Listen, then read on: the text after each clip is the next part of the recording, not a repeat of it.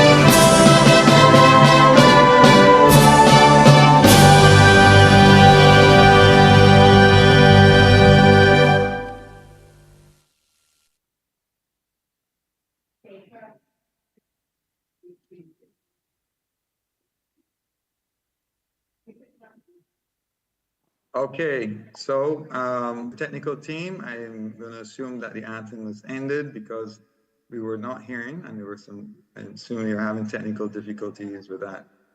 However, we're going to begin now. We're just waiting a little bit for one of our panelists. I'm not seeing him here, Ryan Mathurin. I just spoke with him and he said he was going to be joining us immediately. So I'm just looking for him on the screen and in the chat. He's just entering now. He's entering, good. All right, we'll start as soon as he comes in. For those who are joining us, if you want, you can just grab with your mouse the picture that represents the audience or the panelists, sorry, and you can drag them and assemble them all on the top, in the top line so that you can see them as they're, you can find them easily in this Zoom platform.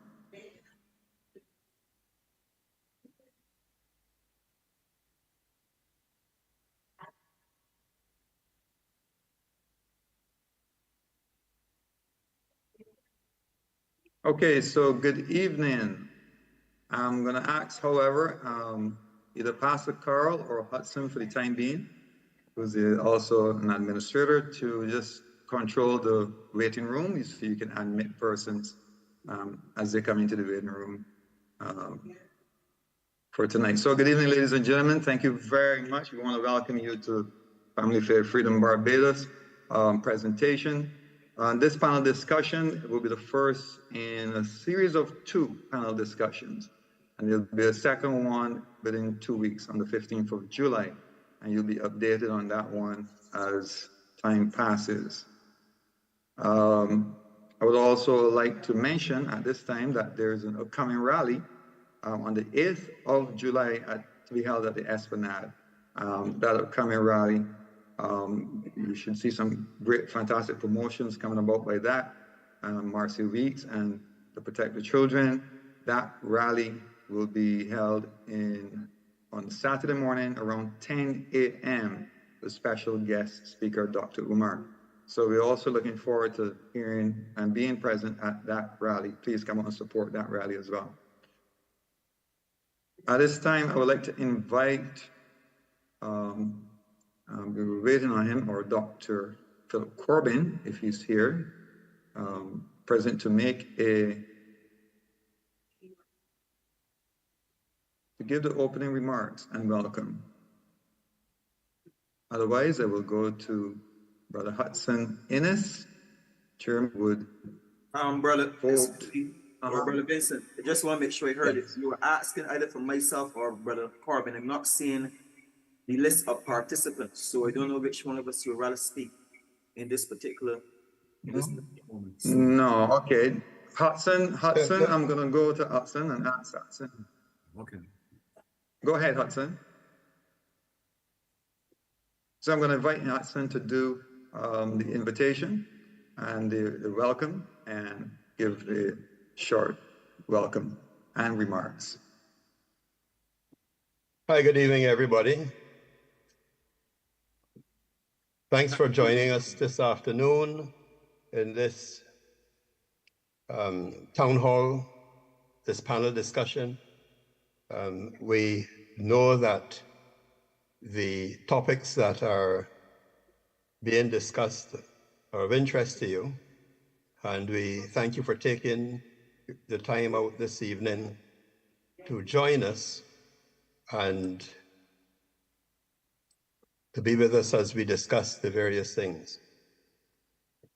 Now, there's been much recent discussion and debate about the Child Protection Bill. And the child protection agencies, including the Child Care Board and the Ministry of People Empowerment, have been trying desperately to persuade the public that the proposed legislation merely seeks to strengthen the hand of state agencies and provide them with the legal support they currently lack to deal effectively with issues relating to delinquency and the abuse of children.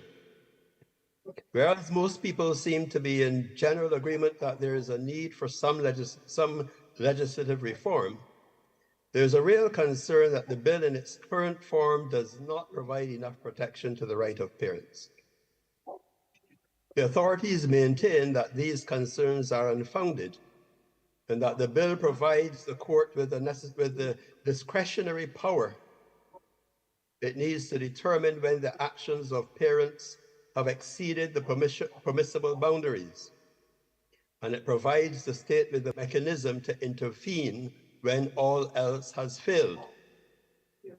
Concerned citizens, on the other hand, believe that the legislation as it is currently drafted gives the state the power to override parental authority and to introduce norms that are alien to the culture of Barbados, such as we see being introduced in other jurisdictions, being stealthily and clandestinely imposed by international agencies onto Barbados, with the potential result that we could see over time the senseless excesses relating to gender identity and transgenderism, specifically directed at children, which are now prevalent in North American and European societies, being introduced into Barbados, aided and abetted by the state, whether intentionally or unintentionally.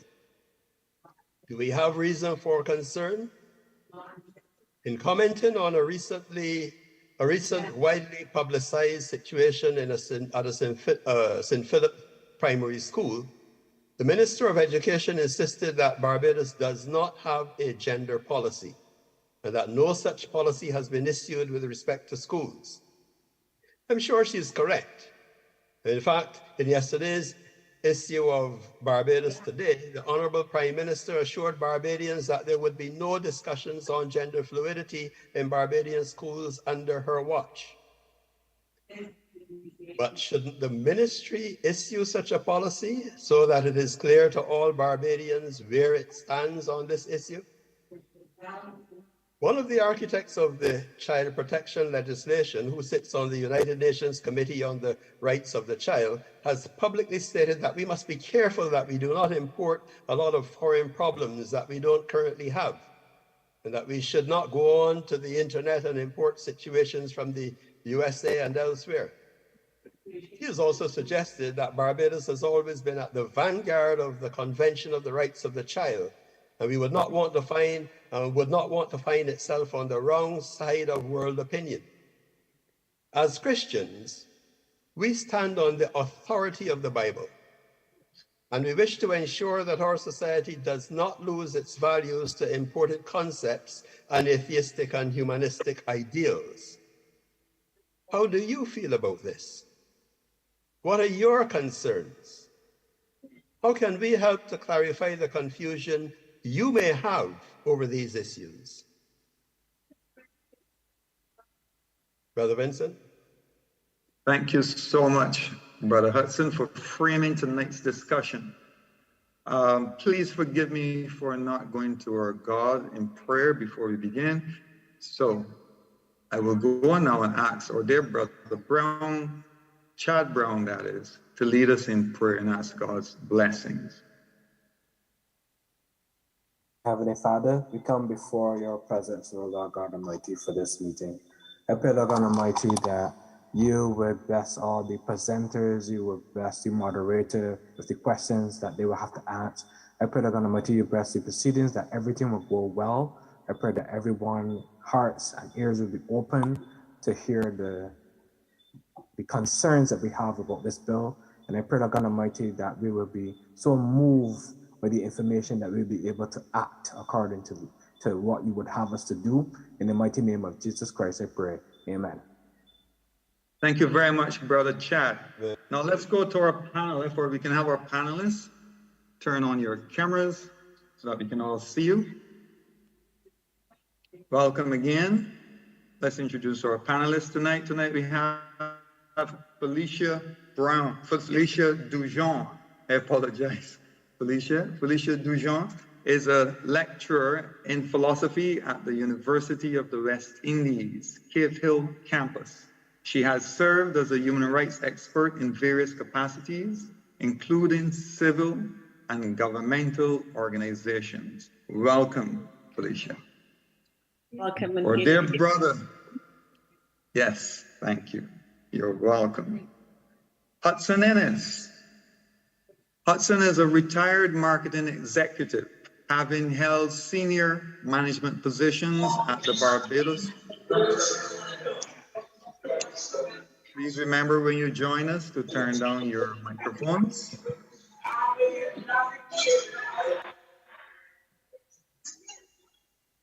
Please remember to turn off your mics as soon as you come in or just before you join us.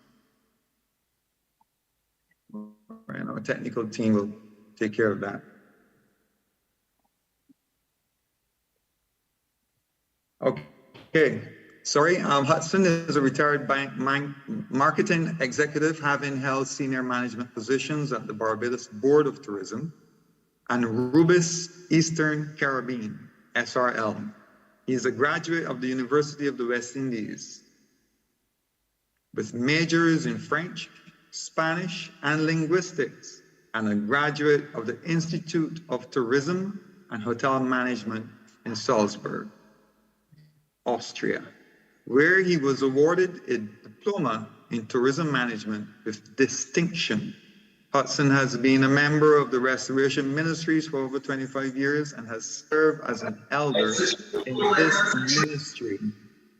He currently serves as Executive Director of Family, Faith, Freedom Barbados, an organization that seeks to promote the principles of Christian faith and the truth of the Bible. He also has a desire to see the Christian faith continue to be the bedrock that underpins moral values throughout the Caribbean.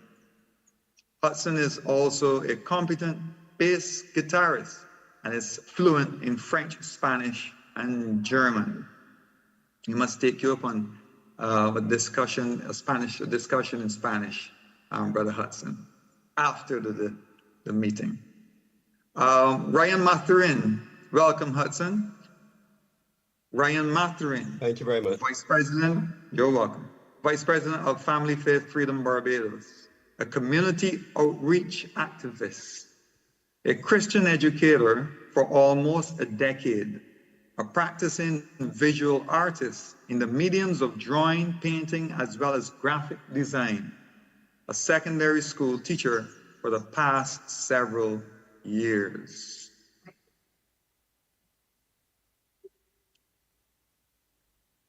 Okay, just need to pull up Corey's biography. And we have one other speaker, Mr. Attorney General.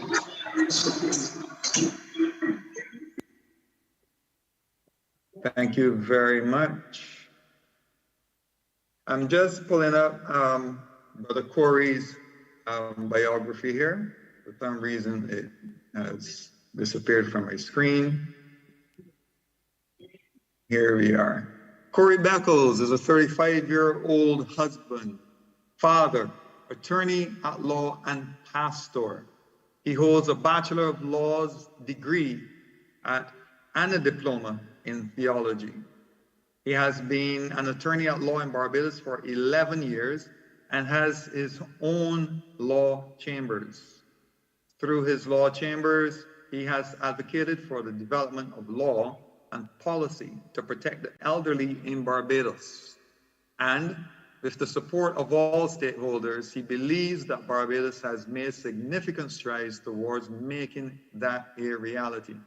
Mr. Beckles has sat on the panel of several local and regional discussions and has made legal contributions in print, on the radio, and on television on several different legal subjects. Welcome, I should say, Brother Pastor Corey. Okay, so before we begin tonight's discussion, just want to go through a few protocols. Turn off your mics and your cameras so that we can focus, zoom in on those speakers tonight. In the phase one, for probably an hour or so, I will be asking some questions of the panel. And then after that, you, the audience, can pose your questions to the panel. However, please begin to text your questions in the Zoom chat at this time. And I will see if I can integrate them into the discussion as I see them.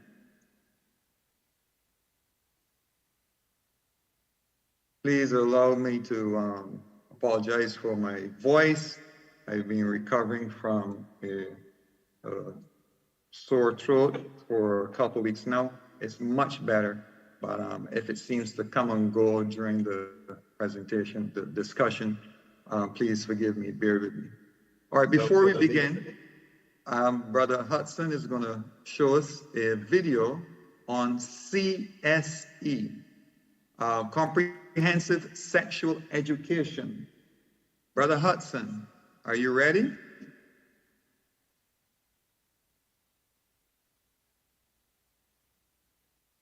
Do you have permission to show the video, or do you need permission? Brother Carl, can ensure that you have permission to show the video. It's a short video. I think it's about 3 or 4 minutes or so.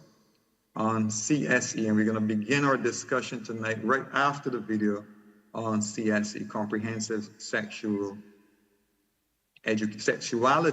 Education. And that word sexuality is very important because it distinguishes between sex ed and sexuality ed education. And there's a difference. So, Brother Hudson, as soon as you're ready, take over the screen. Okay, just give me 1 second. I thought it would have been actually shown by the tech okay. team, but Brother Carl. Okay. You go ahead. So just let me share my screen. Just give me a few seconds to do that. As soon as I can, here it is.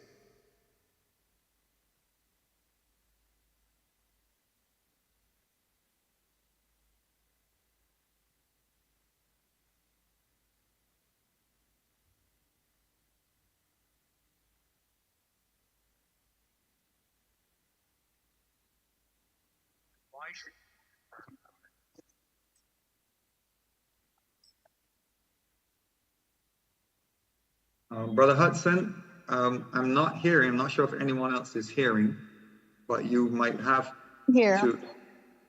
Is everyone hearing? It's very. I'm hardly hearing it myself. I'm not sure why. I'll try again. Okay. Before you play, when you go to show a screen, show the screen. There's a little box that you tick to indicate audio, allow audio. So you may have to do that when you come out of the sharing screen and you go back to share again. That might be the situation. So you may have to come out. Just give me a second to do that. Right. There's a box at the bottom on your left, right down the left, when you're selecting your video file. Hudson, I believe your volume is down on the video itself. Yeah. The video from YouTube, the volume level was very low when I saw it come on just now. Okay, so Pastor, thank you very much. It sounds like, also double check your video on the YouTube page. Go over that, click that, come across, right there, and you'll see it there, right? The slider is now up, yeah. So try that and see.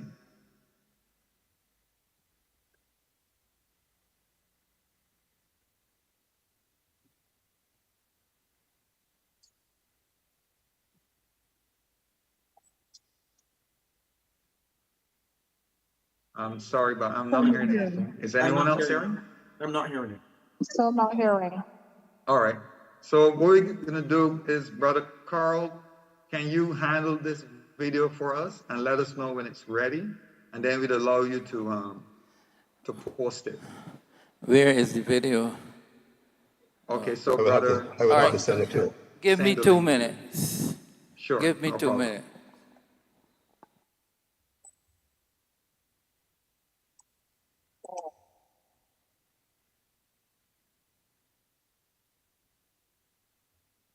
Okay, so you can come off the sharing, Brother Hudson, so we don't see your screen. Doesn't take up the whole page. And Brother Carl will do the linking.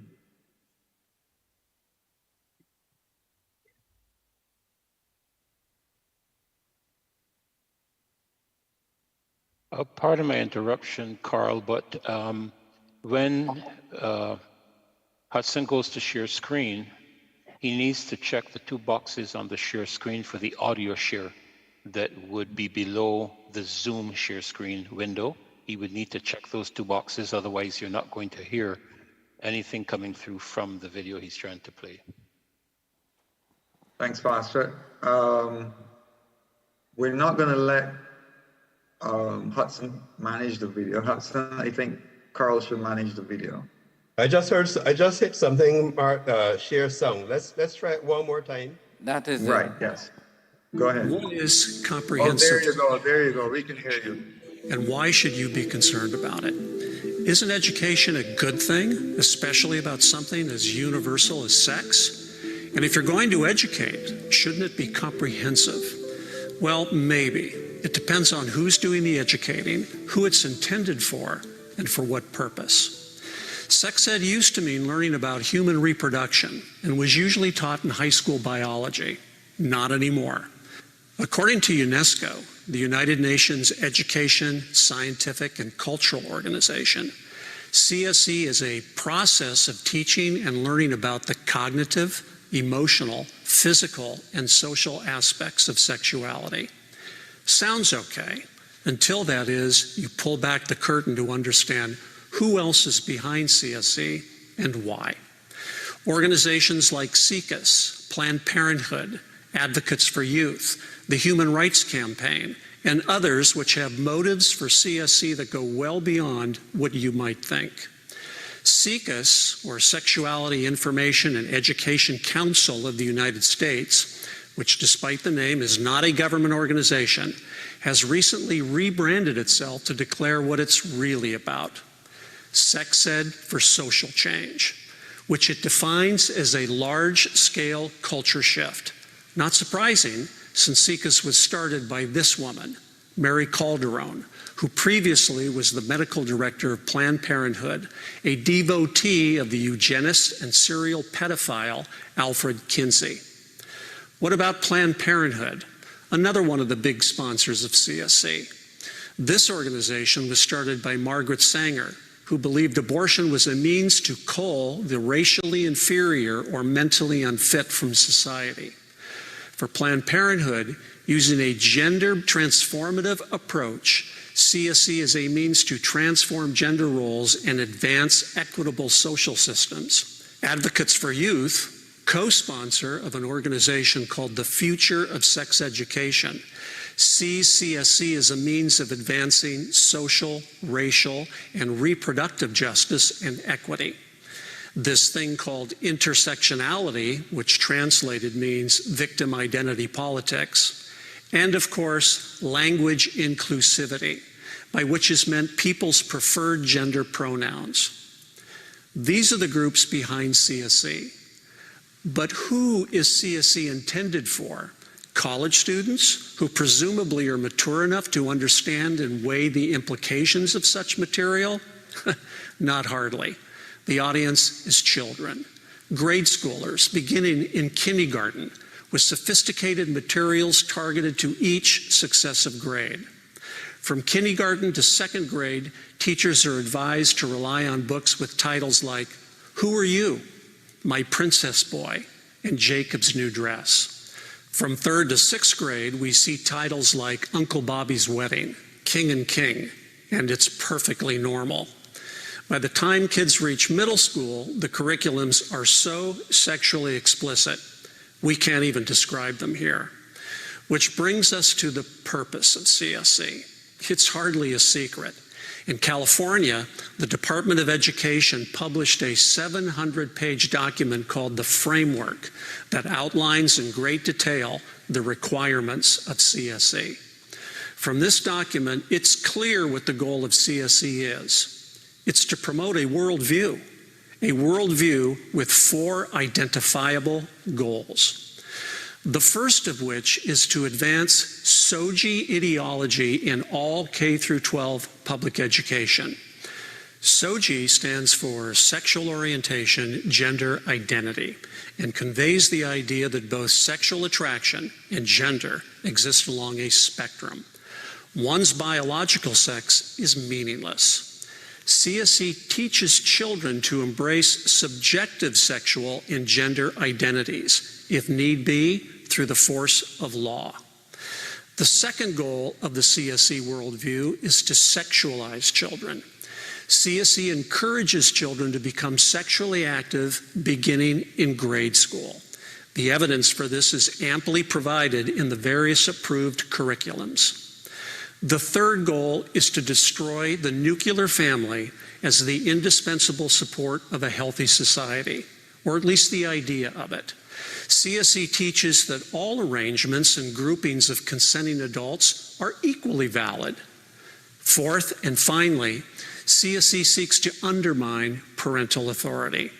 A parent's conventional understanding of sex and gender are taught as negative stereotypes, and may even be signs of spiritual abuse. Parents are discouraged from viewing CSE teaching materials by a mass of bureaucratic red tape. Children are coached on how to get contraceptives, treatment for STDs, and even abortions, all without a parent's consent or even knowledge.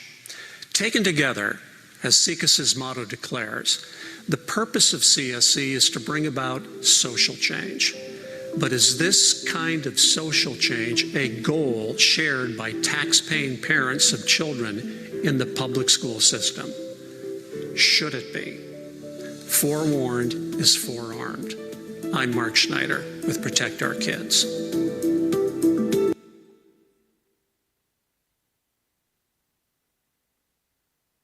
Thank you very much, Brother Hudson.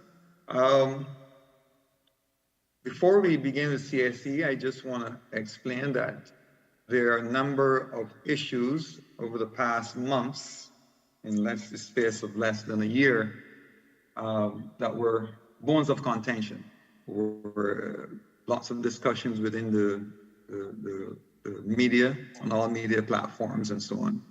And therefore, we decided to put together this discussion here. We want to look at some of these main issues. One was the CSE, Comprehensive Sexuality Education, the grooming policy, food and nutrition document from government, the Child Protection Bill, the removal of Section 12, Sexual Offences Act, the IADB survey, the bathroom sign, and the parental rights.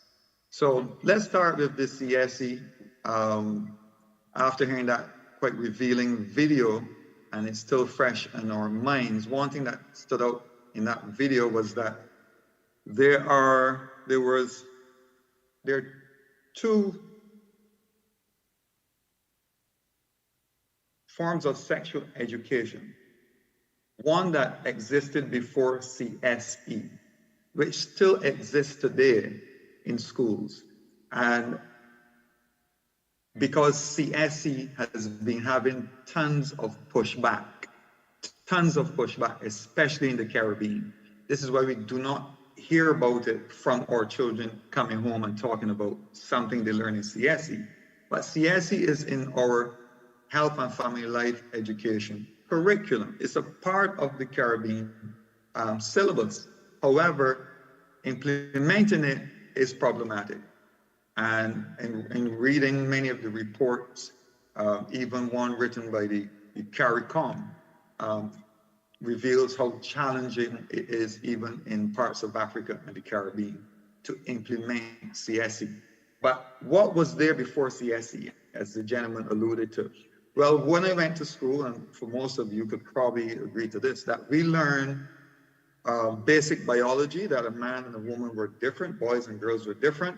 Biologically, they had different sexual organs and they functioned differently. We learned conception, right? We learned how babies came about. And then we learned about the gestation period and birth. Babies weren't dropped out the sky by some stork. They were born and they came from the woman's womb. So we learned about that. Then we learned about STDs, some of the issues with having sexual intercourse. We learn about conception as one method, and then we learn about maintenance as another method, right? That is what was taught before. Now we have a comprehensive sexuality education, which then seeks to teach stuff that was not taught before, but only was privy to adults, right? So I want to pose some questions then, and that came out there, that struck me in the presentation, gentlemen. First of all, I would like Brother Hudson, if you can care to address this, firstly, how you may want to address the issue of CSE. How do you see CSE as being problematic within the schools, and especially in Barbados? Thanks, Brother Vincent. Go ahead. The thing about CSE is that it's being introduced stealthily into the island. And we are being led to believe by the authorities that there is no such plan to introduce anything that is out of the ordinary. But we have seen that is certainly not the case. As a matter of fact, we know that the Family Planning Association and other organizations have been using a document, a UNESCO document, by the name of the Technical Guidance on Sexuality Education, as a reference document for introducing this sexuality education as mandated by the United Nations into the schools. And what this document does, this document is actually designed to contribute to gender equality by building awareness of the centrality and diversity of gender in people's lives, examining gender norms shaped by cultural, social, and biological differences and similarities. The document is also intended to bring what they call a gender perspective into education. And that is being introduced by CSE. So you won't find anything in the schools directly saying that we are teaching CSE, but we know that the various United Nations organizations have been introducing snippets of comprehensive sexuality education into our educational system. And the various government organs are, whether consciously or unconsciously, facilitating this. So it is a dangerous precedent. It is a dangerous thing that is happening under the guise of just allowing normal educational things to be introduced. What we have seen is that from other jurisdictions is that there are certain dimensions to CSE that are exceedingly dangerous for our children because it promotes the early sexualization of children. And the young children are being exposed to things which they would not normally or they should not be exposed to. And this is deliberately being done because these organizations recognize that the way and Hudson may ask the question, just to clarify, this is children that are overseas that you're speaking about? Yes, this is what is happening in other jurisdictions, where the children are being sexualized explicitly through various reading materials and so on that are being introduced. So these things have not directly affected us as yet, but there is a plan by the international organizations to infiltrate our educational system and to have these things introduced here. So we have to be aware of them, and our task is to educate our people, let the teachers be aware of what is happening, let the parents be aware of what is happening, so that they will be vigilant, and as a result, we would be able to stop these things from coming in to our jurisdiction. Great, thank you very much. Corey, I've just sent a document in, a website, the CARICOM website's page, from which and I'll read this, just the first section of it. It says, regional partners sorry, let me give you the date of this. This is about a report that was launched on Monday, the 7th of March last year in Barbados, virtually, and at the Courtyard Marriott, right? It's referring to the regional partners have agreed that comprehensive sexual education, regional meaning the Caribbean region, CSE, that comprehensive sexuality education in the Caribbean needs to be better. The conclusion is based on findings of a recent formative assessment report that provides recommendations and identifies gaps in the Caribbean CSE through the health and family life education curriculum. So the curriculum is already here, right? It's there, it's available. Is there anything stopping teachers from teaching this from the curriculum? And if they do children have a right to opt out? Can this be an opt-out class? Good evening. Thank you, Vincent. Good evening, everyone. Before we get to the teachers, though, Vincent, go ahead. We have to bring in the parents. Yes. In Barbados, well, in any society, when we're looking at education, especially as it relates to the law, we have the government, we have the schools, we have the parents, and we have the students. And in our Education Act, the Education Act says that the minister responsible for education has to take into account, as far as possible, the wishes of the parents, when it comes to implementing any education policies. So as much, yes, I did read some of the article that you just shared.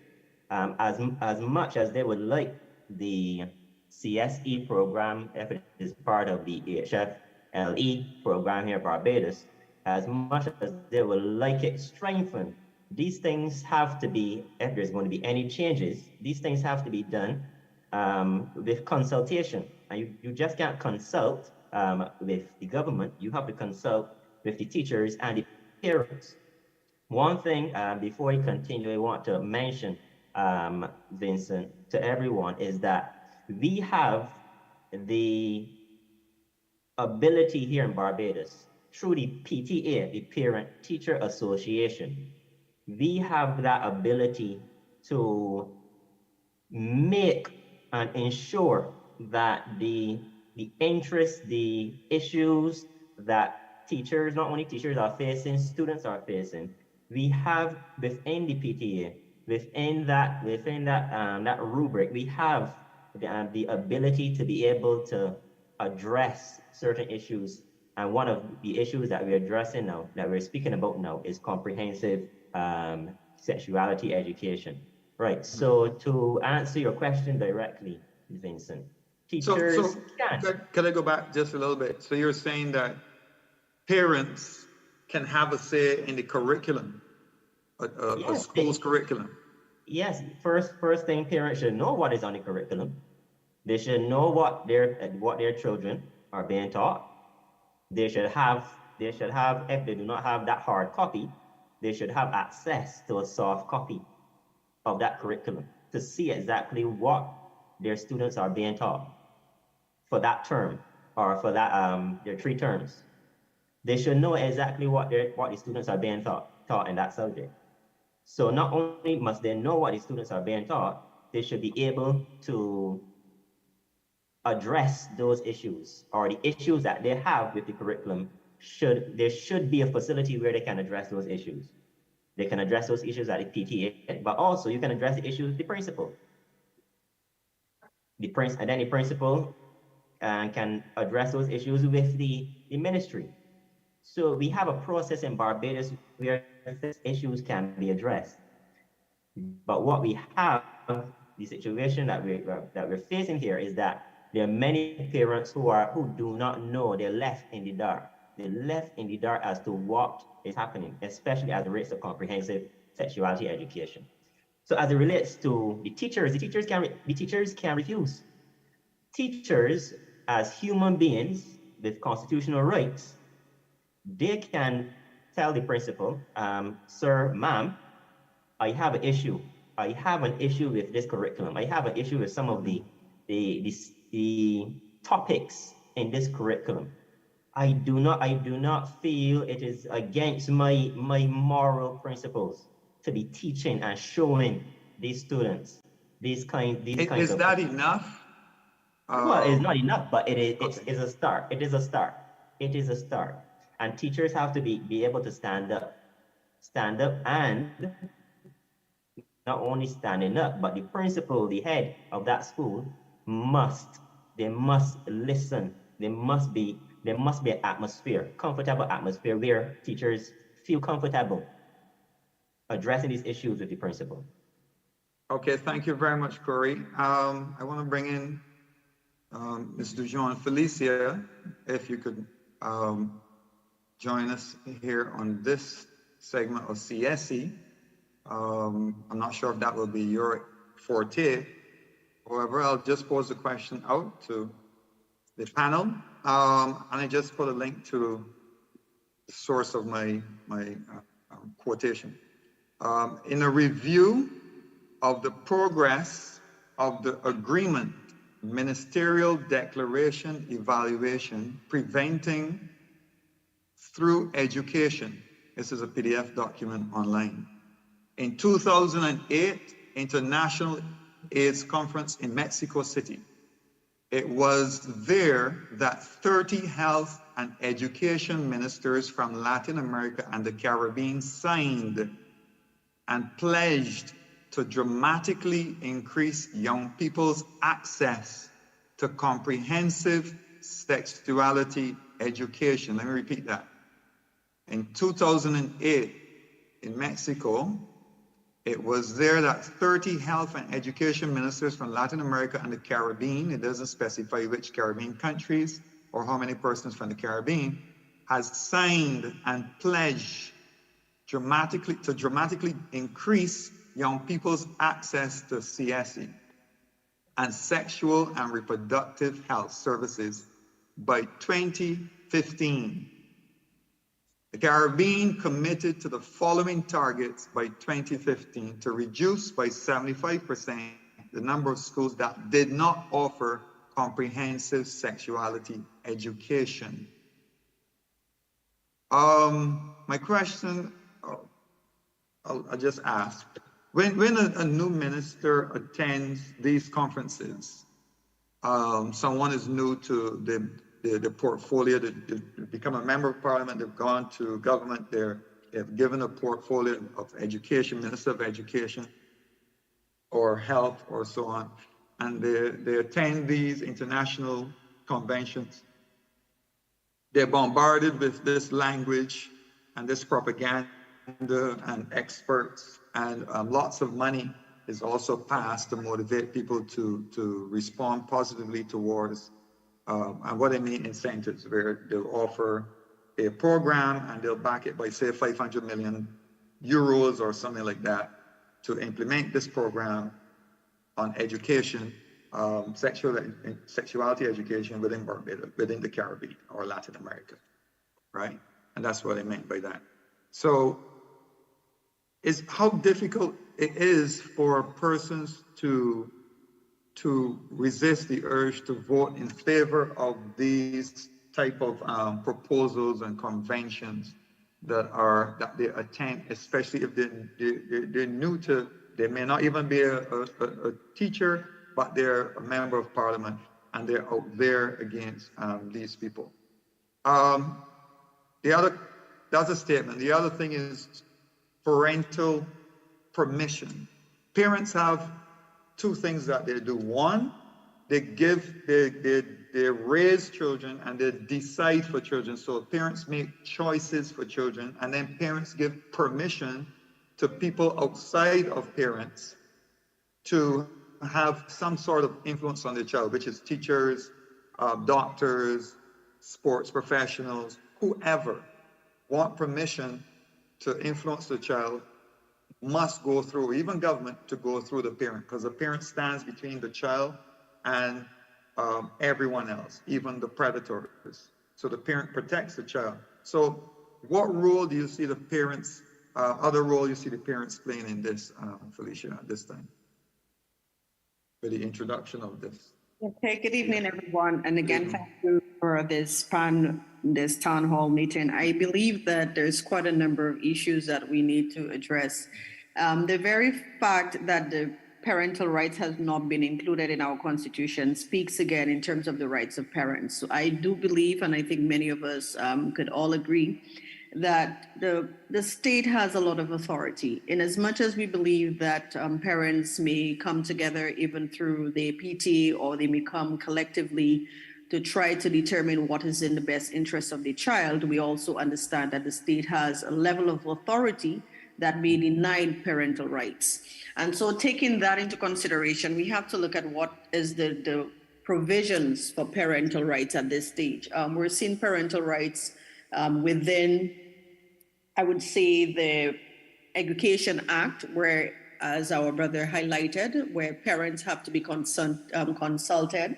Parents have to be given some kind of intervention as to what is being taught within the school premises. And also, what is more important is that whatever that is being taught, that parental consent is necessary and needed. Why? Because we're dealing with minors. And if we're dealing with minors, it's important that people respect the rights of not only parents, but the rights of children. And children cannot consent to any kind of matters relating to whether it's healthcare, whether it's to the education, as far as we know, and even through the law. And so what we're seeing, and thank you for that new information that you shared in terms of CARICOM, there's quite a number of areas, I think, which is very important, because we cannot have those kinds of discussions in the closed forums while the average citizen does not understand what is coming. And it is important that we alert persons and we allow persons to understand what is, I would say, pretty much at their doorsteps, because it's already here. And so the reality of what is happening there is that parental rights need to be seen as a fundamental right, as a universal right, because parental rights, one of the core rights of a parent is in terms of education of the children. And education not only means in terms of how they nurture children, but of course, the nutrition that you give children, their spiritual development and learning. These are the responsibilities of the parent and not the state. And what we've been seeing, as you have highlighted in different areas, is that the state, through various organizations and agencies, are taking that authority on their own and ignoring the fact that parents' rights are prima facie. In other words, they do not have the right to infringe upon those parental rights. And so in those kinds of cases, I believe that it is very important that even to the point that any kind of curriculum is being designed, that it must be approved by parents. And you were seeing that those kinds of conversations is being done in different ways, as I said before. And as we go through the conversation, we're seeing that various documents are being signed. We're seeing various types of policies are being designed. And in some cases, there are various elements of those documents where they secretly place CSE in those documents without we knowing. And if the parent is unaware, so when we get to the areas of the National Nutrition Policy, you're seeing CSE aggregation is in there because it speaks about having an adolescent reproductive health clinic or whatever that is. So it is very important that when we see those agreements, those treaties, or whatever kinds of documentations or policies are being drafted in the interest of children, that parents become more aware and become more alert. And this is where we tend to do it, have that kind of open discussion so that those kinds of constructive ambiguities, those types of language that is ambiguous and that places the parents at a disadvantage because the parent may not be aware of what the ramifications of those policies are.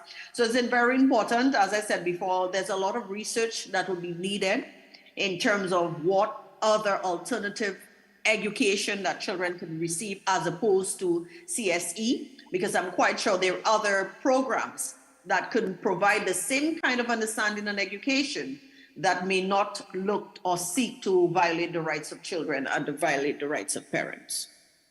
Thank you very much, Felicia. If you look at the document, I don't have it with me here. Do we have that? Comprehensive Sexuality Guideline document. It's the international standard of guides for how to implement CSE. And if you look at that document, and I'll see if we can find that for you and put it up.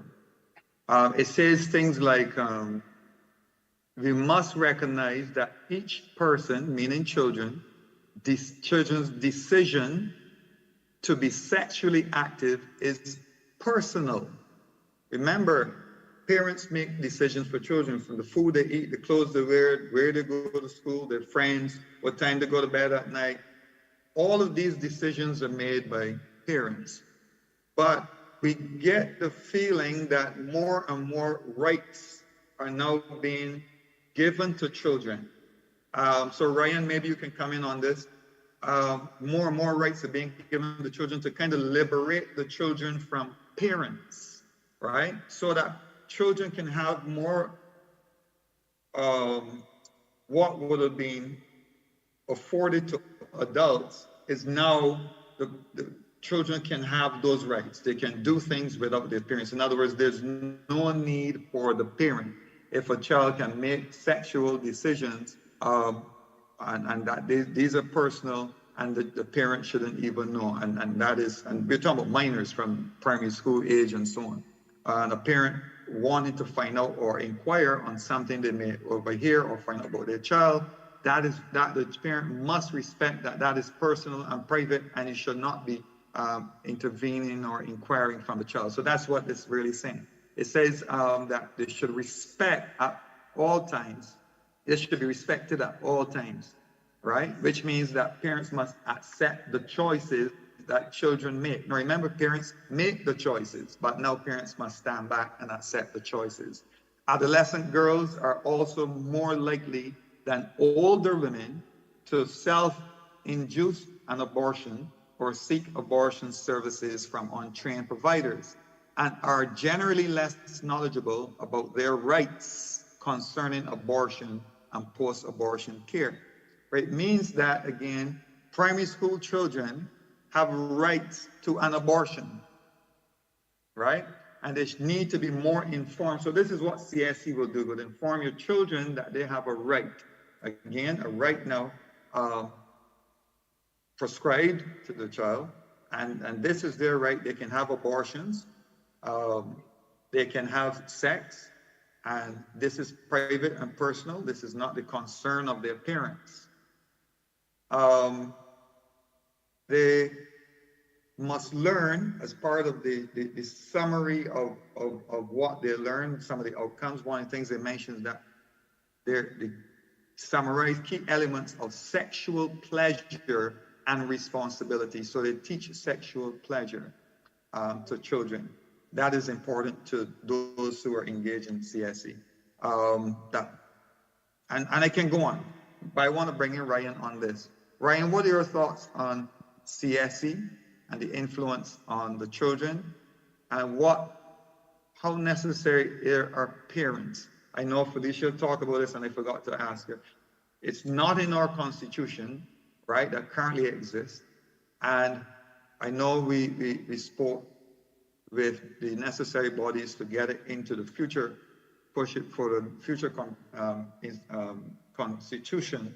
But parental rights are directed by God, they're designed by God, and it's self-evident by nature. We know that when God gave the right to bear children, he expected them to bring the children to the consciousness of God and to raise them in all ways concerning God's purposes and so on. So children must be raised as part of the design, and naturally, if anybody can come to that conclusion, even if they don't believe in God, that parental rights is natural and necessary, and you don't need government to give rights. My problem was that not having it in our constitution, it was assumed that people had rights, parents had rights, and you couldn't go and just trouble their children or influence their children unless you go to the parents. But we find that you have a legal challenge if the rights are not written down, especially everything being settled in the court of law. If the rights are not written down and printed, it's hard for you to defend yourself and say, but I'm a parent, so I should have rights. We know that, but it's not in law. And usually lawyers will argue it from what is written in the law and what's not in the law, right? So what is your take on CSE in the schools and how it affects the children and parents' rights? Good evening to everyone present in the meeting. And thank you as well, Brother Vincent, for the opportunity to speak and to share. I just want to add to what you're saying in respect of, we have to be very careful what we're discussing. And sometimes I think we may be guilty of trying to overlap too many issues at once. For me, the critical point that we are seeing here, the critical point that has really galvanized support behind the objections, behind the protests that we're seeing, is not simply the issue of parental rights, but the issue of unnatural sexual behavior being indoctrinated to children.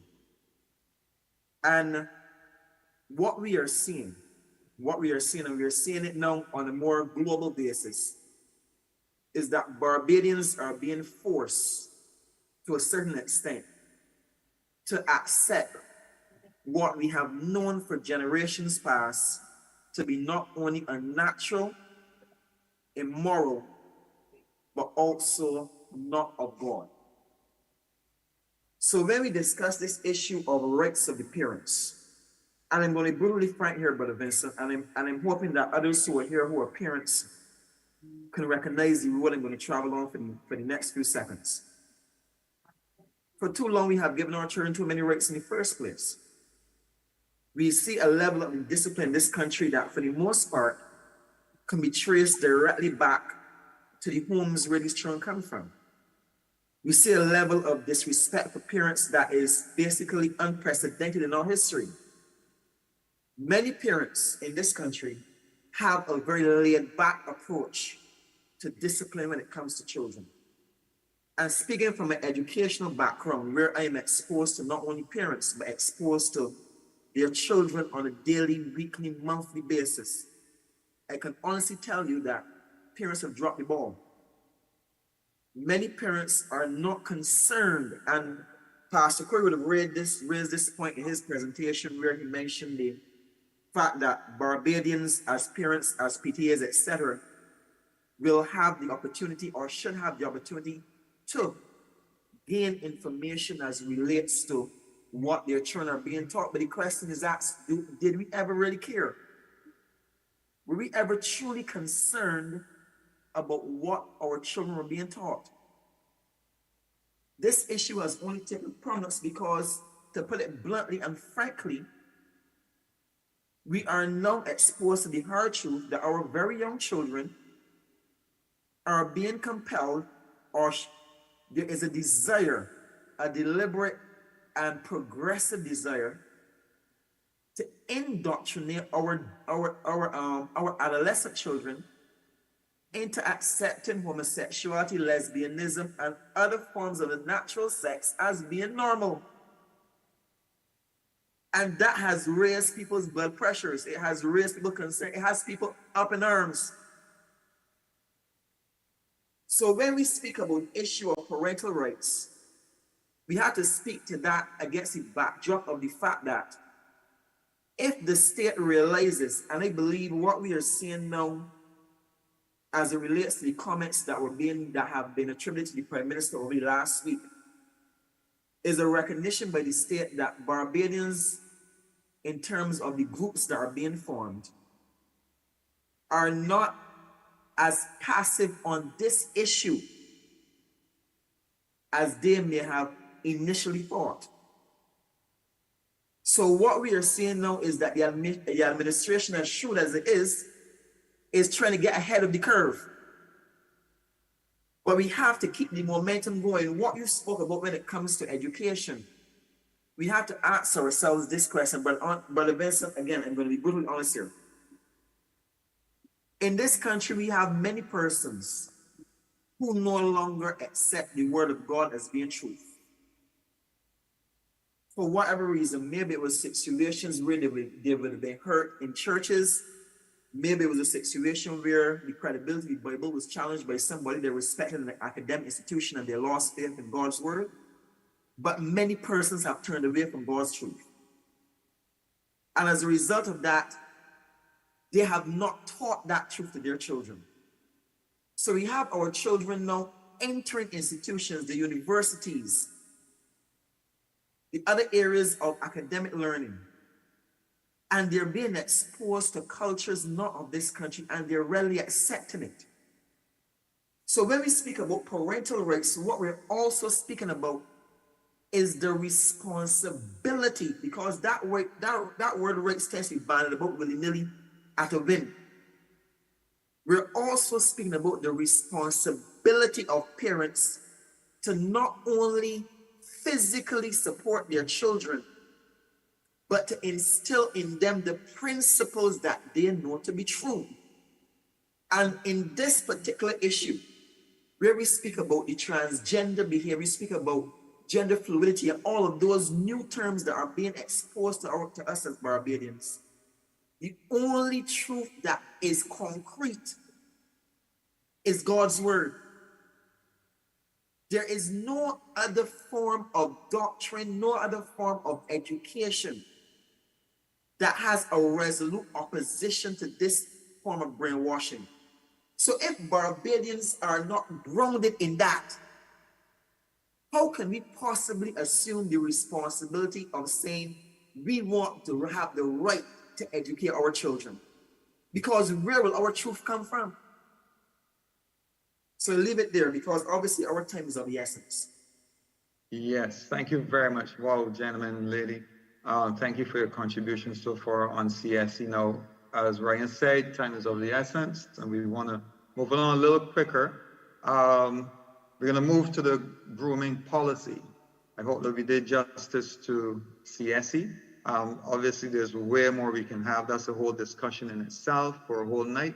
But we're going to just touch on the grooming policy a bit, and I want people to jump in quickly, and then we move on to the next item on the agenda. So one of the core values, 7 core values of a school child's grooming in Barbados is something referred to as gender neutrality. And this was one of the core values. So what is gender neutrality for grooming? And the core values are not defined. If anyone saw definitions or expansions on them, I didn't. So if you could point me to those, help me out here, please, tonight. But these core values, those definitions, where in other words, it's left up to people to determine what gender neutrality is. And as far as I understand, gender neutrality means neither male or female. And that is not necessarily referring to the child. It could be referring to the uniform. So you can have gender neutrality, gendered uniform, which is the boys' uniform and the girls' uniform, or the gender, according to the LGBT, meaning the actual individual's gender or identity. So that is what we want to address tonight. What is gender neutrality? How would that affect grooming, or how should it not affect grooming? And if we value gender neutral dressing, then it should be reflected in the uniform that we saw the children were wearing. But we only saw gender uniforms, which was a male uniform and a female uniform. We didn't see anything showing a gender neutral uniform. So the document, just the visuals in the document did not seem to represent this value. So is it really represented? Do they really mean what they say when they say gender neutrality, or don't they really understand? Was this information that was slapped and pasted and stuck on there because it sounds progressive and modern to mention gender neutrality? So what is gender neutrality? And that should have been made obvious from the presentation. And it was not that obvious. So it's left for people to kind of try to interpret what that is, but someone should come and say clearly what is this gender neutrality, rather than to assume what it really is. So I'm going to ask any of the panel if you want to refer to this. So if a parent say that their child cannot wear a neutral or gender neutral uniform, because we have to assume they're probably talking about the uniform.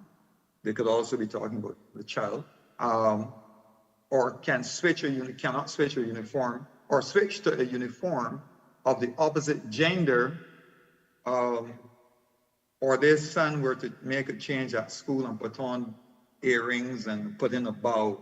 All of that is part of grooming. And gender neutral grooming could imply all of this, that a boy can go to school dressed in what is traditionally known as clothing or adornment associated with girls.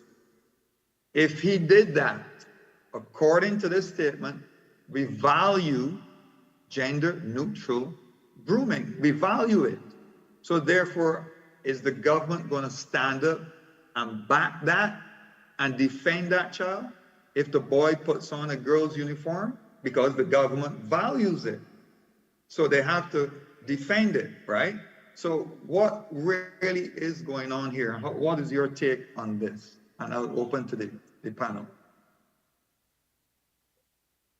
Brother Vincent, I'll just go first, and obviously go ahead. To share. Go ahead quickly.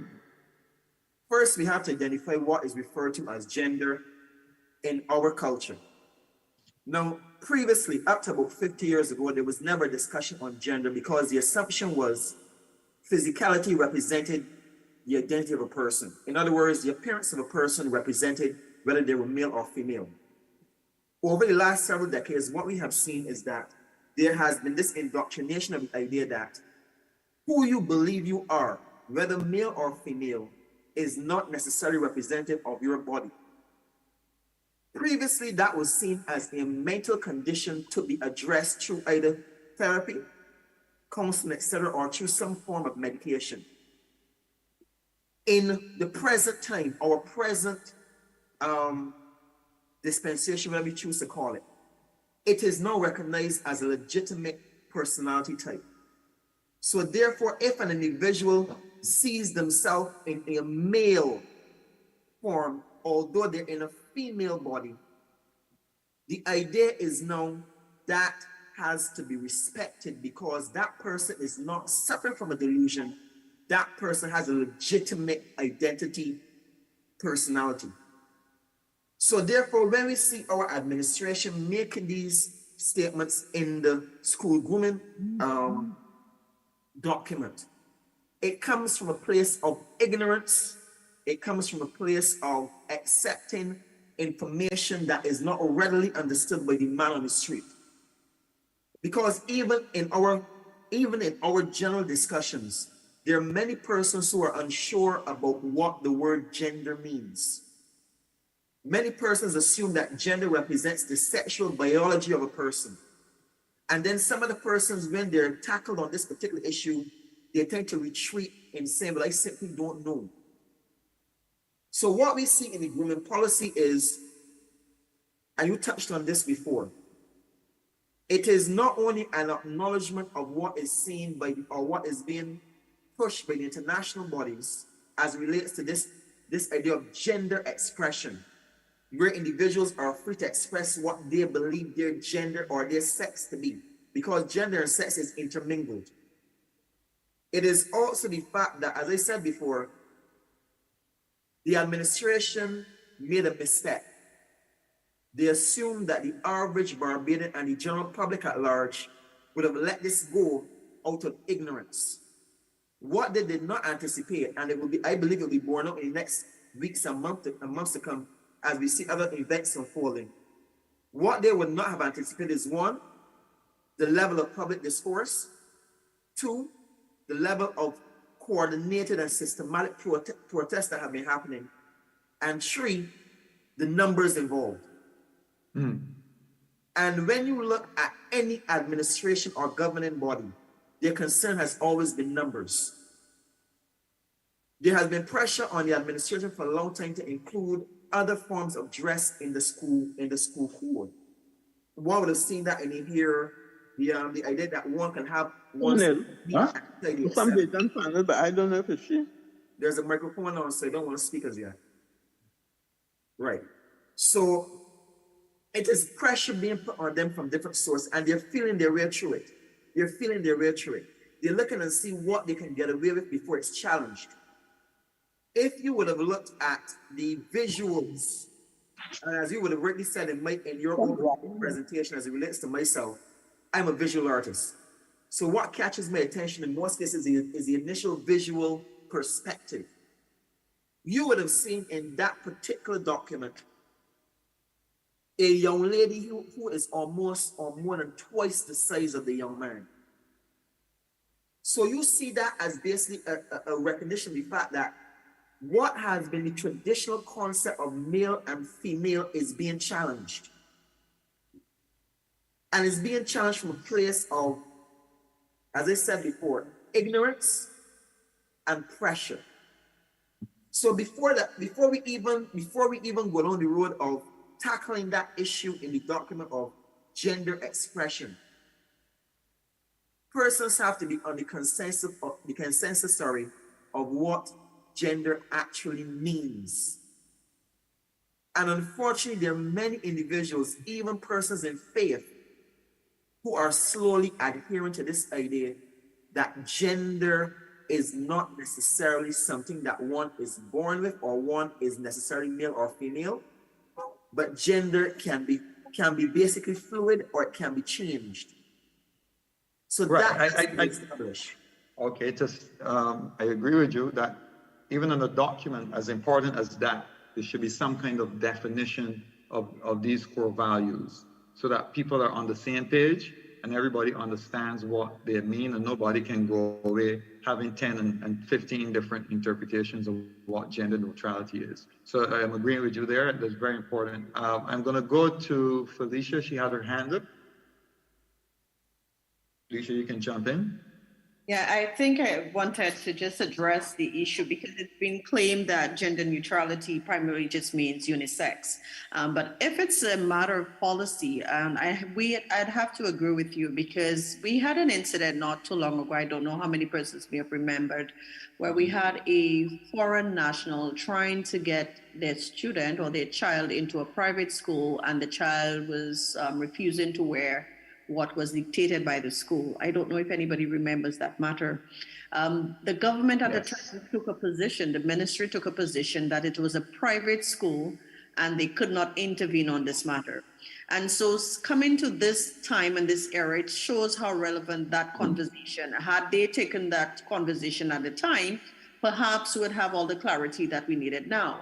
And this is what we're seeing quite a lot, where they place in various types of policies, as I said before, within the public domain, and then the public have to assume what the minister or what the ministries are intending to do. Because if you're speaking about gender neutrality, you're correct. You see two uniforms, and the assumption is if a person identifies as male or female, then he or she may or they may decide as to what uniform they feel most comfortable with. But the policy does not say that. It does not subscribe to those kinds of differences in terms of how the individual, the student identifies themselves. So what will happen is in a few years, when individuals or students start to identify themselves as far as they're concerned, what would happen? What would the ministry do when a student decides to wear a uniform or to participate in some of the policies? Because it clearly states that here, that there are certain areas that are very specific to females. So for instance, that's the only time you hear about females, where females are allowed to wear one pair of earrings while men are not, or the males are not. So again, how do you define female in that sense? Are we taking female for what we've always known it to be? Or are we looking at other terms or what it may be in our current times? So in those, again, the language, because they're telling you one thing in terms of identity and gender identity, But however, when they create policies, they leave it open as a way that persons within the public will just identify it with the common knowledge or the common understanding of what those terms mean. And we know that those terms are loaded, particularly now in our times. So I just wanted to highlight that in the next few years, this policy will become very problematic because people will start to identify themselves as they say, in particular in terms of what they want and what they choose to do. And what the ministry will want to do at the time, they will be placed in a predicament because then they would have to determine whether are we going to go for the standard male or female, or whether we are going to have the gender fluidity within the school system. Right, and they leave it open so that they can play either card or take any particular position, or their position may change. Correct. Right, so it slipped me. Brother Hudson, you can come in. Yes, Brother Vincent, I agree entirely with the opinions expressed by Sister Felicia and Ryan. Right. The problem is that the government has been given certain parameters to work with, and these various terms are included, and there is clearly some sort of a mandate that these terms be included in our legislation, included in the various programs that government is embarking upon, and so on. So when we get things like gender neutrality being slipped in, the ministry will come and defend it as in terms of what the child wears, and that sort of thing. But the underlying reality of the term is not addressed by the ministry. And this would bring us right into the question of the issue with the bathrooms, where we had a situation with a sign being posted on a bathroom, and there's some controversy around that, and we'll probably go on to discuss it later on. But you can touch on it now, and we'll go segue into that as soon as you finish. Right, but so you have a sign that is issued by the UN. I can't remember which European Union. It was the European Union by the EU. Yeah. And the sign had a male, a female, and a wheelchair, indicating somebody who is differently abled. So you have a sign which applies to everyone. And But before you go on, Brother Hudson, just to be clear, that the sign that you mean is a sign that was circulating in social media. Yes, a sign. Right. Yeah. Not that you actually saw it at the school. You're absolutely right. I didn't see it, but there was a sign circulating in social media, which was issued by the European Union. There was another sign that was published in the newspaper with only, I think it was a female form, and male and female only, yeah, and the wheelchair. Well, the one that was published, I think, had the female and the wheelchair, which shows that it was intended for a female bathroom. But the point I was making was that these terms are being passed down. Terms, the gender, the various gender things, sexual orientation, all these terms are being passed down, and we are expected to implement them in our policies, implement them in our legislation, and so on. But there is a clear underlying motive. And Felicia said it absolutely correctly when she said that later on, in time to come, we're going to see these things really playing out to the fullest extent, because Barbados will continue, if things go on without people recognizing what is happening, if people don't recognize the changes that are being made, we will find that Barbados has moved to a point where sooner or later we will be accepting these terms, we'll be accepting these things as being the norm, which clearly is not acceptable. Okay. All right. Does anybody want to respond? Anyone else want to jump in on this? Otherwise, we'll move on to another discussion or the bathroom signage discussion. I have one. I want to say one thing on this. The Ministry of Education came out and denied categorically that there was a sign showing multiple genders. But my question is, how is it that the press were invited to visit the school? They were allowed to take a photograph of a sign that was on a computer room. They were allowed to take a photograph of a sign that was on another room, but there were not shown a sign on the bathroom. And the bathroom was the room that caused the furor in the first instance. Now, if you look at this logically, on the next day, there was a photograph in the newspaper showing a female, showing a sign with a female and a wheelchair. If that sign had in fact been on the door or posted on that female bathroom, isn't it logical that the press would have been shown that sign? Because that would have made the ministry's argument that there was absolutely nothing wrong with the sign. The fact that there was no sign, the press did not report on a sign because clearly there was no sign there, suggests that there had been a sign and the sign had been removed. I personally, having spoken to persons, believe sincerely that there was a sign posted on that room with a male, a female form, and a wheelchair.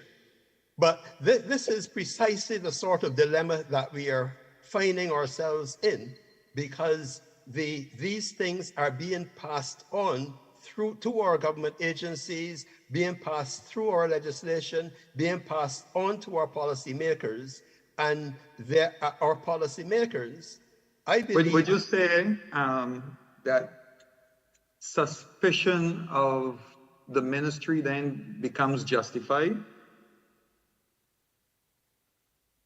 Where there is doubt, there will always be suspicion. And there's also another old Barbadian adage that says, where there is smoke, there is fire. So the ministry came out and made its denial. I don't think anybody was in a position to contest it then, because there was no real evidence. But as I said, if you look at the sequence of events, if you look at what had been portrayed and the fact that there was a sign issued by the European Union, there were both signs showed the identification of the European Union, right? But you could argue, really, you could argue that in this particular instance, there would have been room for doubt, because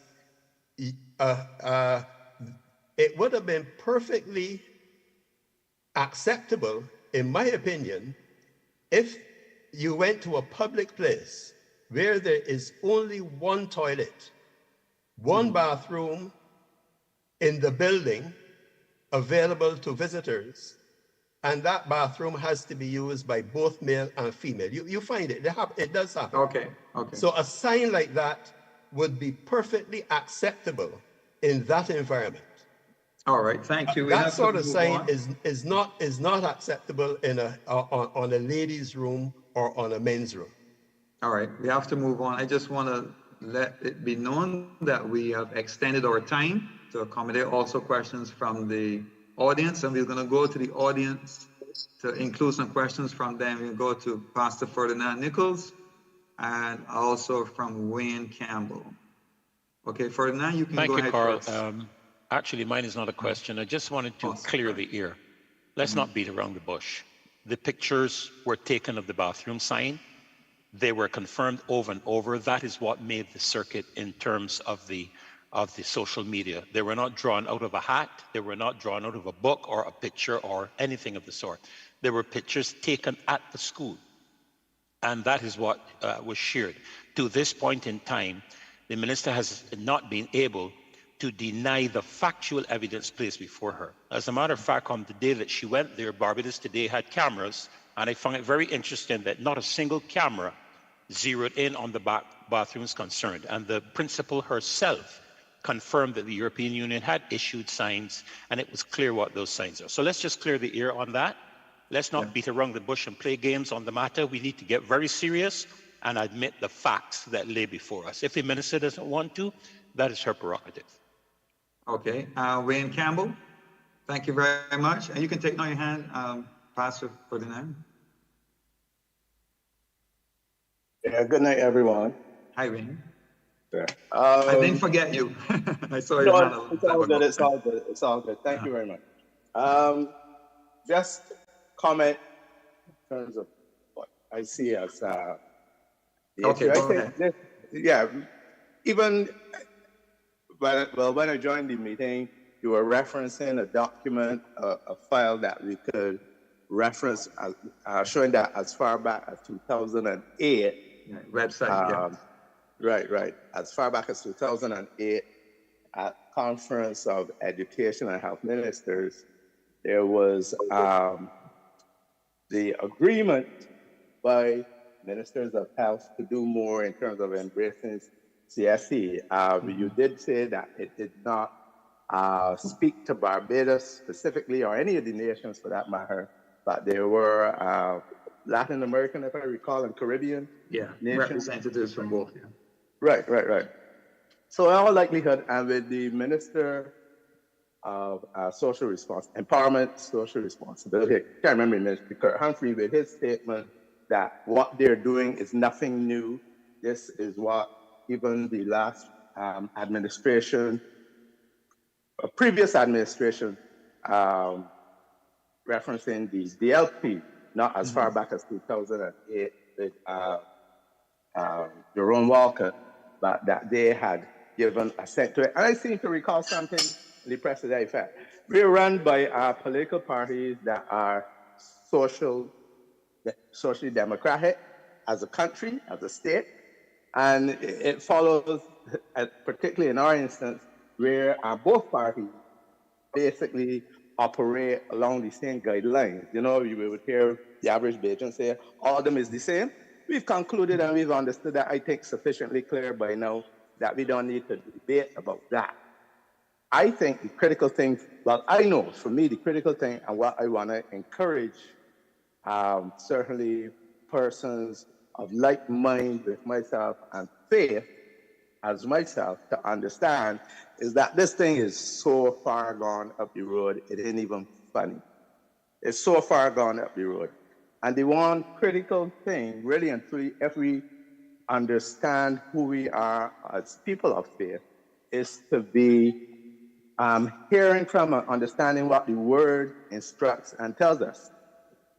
Christ himself talks about in these times, you know, toward the end of an age, all sorts of the days of Noah, we'll be seeing such things. So the understanding is, if we understand these things and truly grasp them, and we're coming from the predominantly Christian faith in Barbados, the historic faith, don't mind all the naysaying in terms of religious expressions.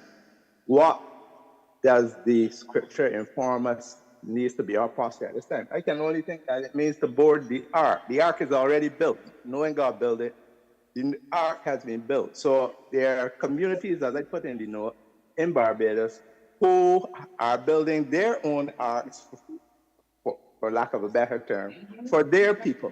In the education system, what are we, our faith leaders, prepared to do as far as building an ark? Yes, we're taxpayers, we can make appeals to the government, but we know politicians are politicians. What are we prepared to do to board or build educational Someone needs to arks go on the for radio. our people? Yeah. Okay. All right. What are we prepared to do to build educational arks for our own people? All right. Thank you. I'm going to leave that as a question for us Christians to ponder and to think about. Again, we're mindful of the time. People still join us at this time. We have extended our time, so you're not coming at the very end. Thank you very much, Wayne. The Child Protection Bill. I want to get to the first part of this concerning the statement that is under the section 3, purpose. Let me read it for you. The purpose of this act shall be to A, ensure compliance with the United Nations Convention on the Rights of the Child, the Universal Declaration of Human Rights, and all other international instruments to which Barbados is a party. What does ensuring compliance mean? What does ensuring compliance mean? Brother Corey, when you see a statement like this, what does it mean? Does it call into question the sovereignty of Barbados, the free will of Barbadians to be able to say no or yes, or you do not have an opportunity to object while you're complying to something, right? So can Barbadians reject or object something that they have to comply with? So what does ensuring compliance mean? First, let me say, Vincent, that Barbados is a sovereign nation. Mm-hmm. Barbados is a sovereign nation. However, in the context of international relations and international law, when a country, a sovereign country, signs a convention, an international instrument, or become a party, we'll use that term, become a party to an international instrument, such as the UN Convention on the Rights of the Child, that sovereign country is declaring to the entire world that they are willing, they're consenting to change their laws, amend their laws, implement new laws that will bring that instrument or have that instrument have some sort of power, some sort of legal influence in that sovereign country. So they come back home after signing and ratify and so on. The agreement. So in Barbados, when you ratify, in Barbados, let's make sure that we're clear on what has to be done for that international instrument to have legal force in Barbados. We have to incorporate that international instrument into our local laws. So what the Child Protection Bill is doing, the Child Protection Bill is incorporating provisions of the that Convention on the Rights of the Child. It is incorporating those provisions into our local law. You're not going to see the provisions word for word, but whatever is the intent of that international instrument, UN Convention on the Rights of the Child, whatever that UN Convention says party members, meaning states, should do to protect children, you will see that within the Child Protection Bill. So when it says to ensure compliance, whatever is contained in the that international instrument, UN Convention on the Rights of the Child, whatever that instrument says should be done, that member states should do to protect children, the Child Protection Bill is basically saying that they're doing that. They're compliant with the provisions of the convention. All right, Felicia, question: is there any difference or just a nuance between you're at a convention and you've signed an agreement, or you're writing your constitution?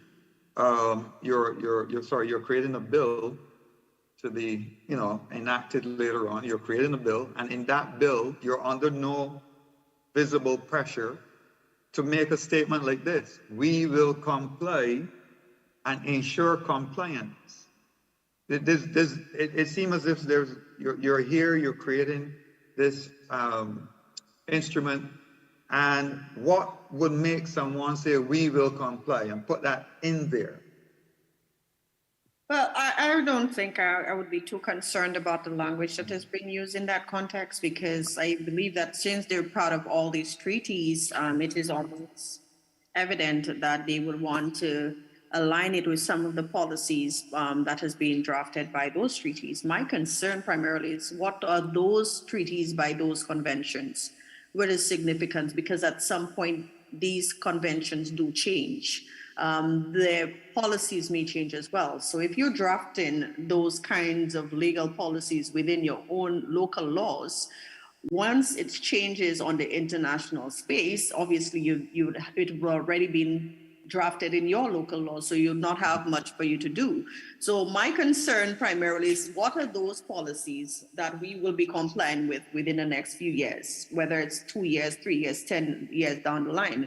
Because as we know, international authorities may change the scope of, I believe I would say they would change the scope in terms of what they believe is best for development, whether it's economic or I would say social development as well. So these policies may change, but as a country, as our colleague, our brother just highlighted, if we are sovereign states and we've signed on to those treaties, it also means that once those various convention changes, it also means that we may have to change our own policies as well. So we're seeing that once it is done in locally, then there's not much that we need to do. So by signing those treaties, it tends again to show that we ourselves have to remain alert to see what changes are being done on the international scale or the international space, so that in some cases, as I said before, we have to recognize that there are individuals within our societies that may not believe that our culture, our society, the way that is structured in a particular way does not benefit us. And so they want to change policies or law that may, as we would say, as more developed. And so we have to be very mindful of that. So the language at that point in terms of the compliance may not necessarily, but the compliance may also mean, are you willing to do this as opposed to what you've been doing traditionally? And so all of those questions will arise when policies are being changed on the international scale. The question is, how do we deal with it and how do we manage it?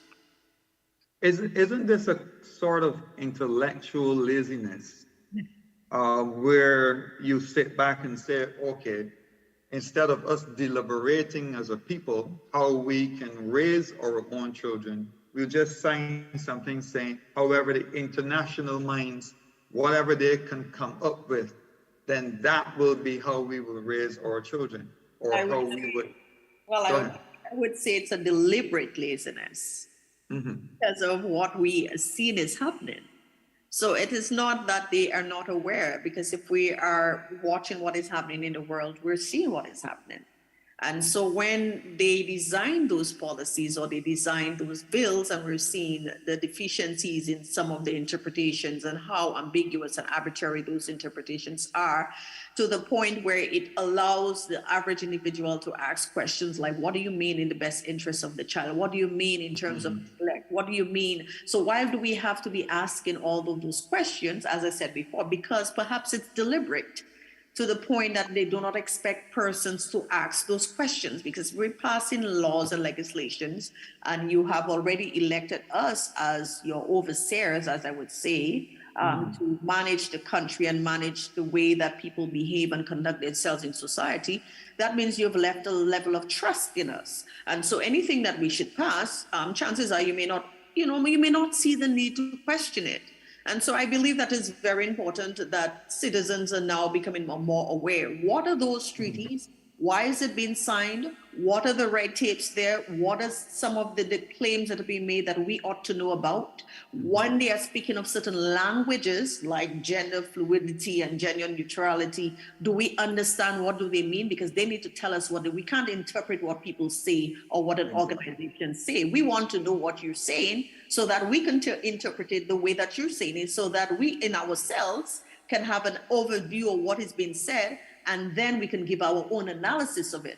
But to leave it open in such a way that it can have any interpretation is what is very worrisome. So these are the kinds of areas and discussions which is very important so that everyone has an understanding. So if you're saying that gender fluidity means this, male, female, and everything else, then we have that understanding and we will work with that understanding. And it is left up to the populace to decide, yes, we're going to go with this. Yes, we're going to have different bathroom signs and things of that. The public has to decide that. It cannot be a group of individuals who sit somewhere in a room and make those decisions without consulting the public. And this is where the problem is. And this is why persons have to advocate and speak up on those issues.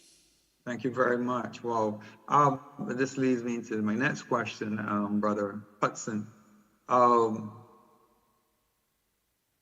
What role, is it time that these kind of discussions become more public, more town hall meetings concerning certain bills and so on, and overseas conventions and so on?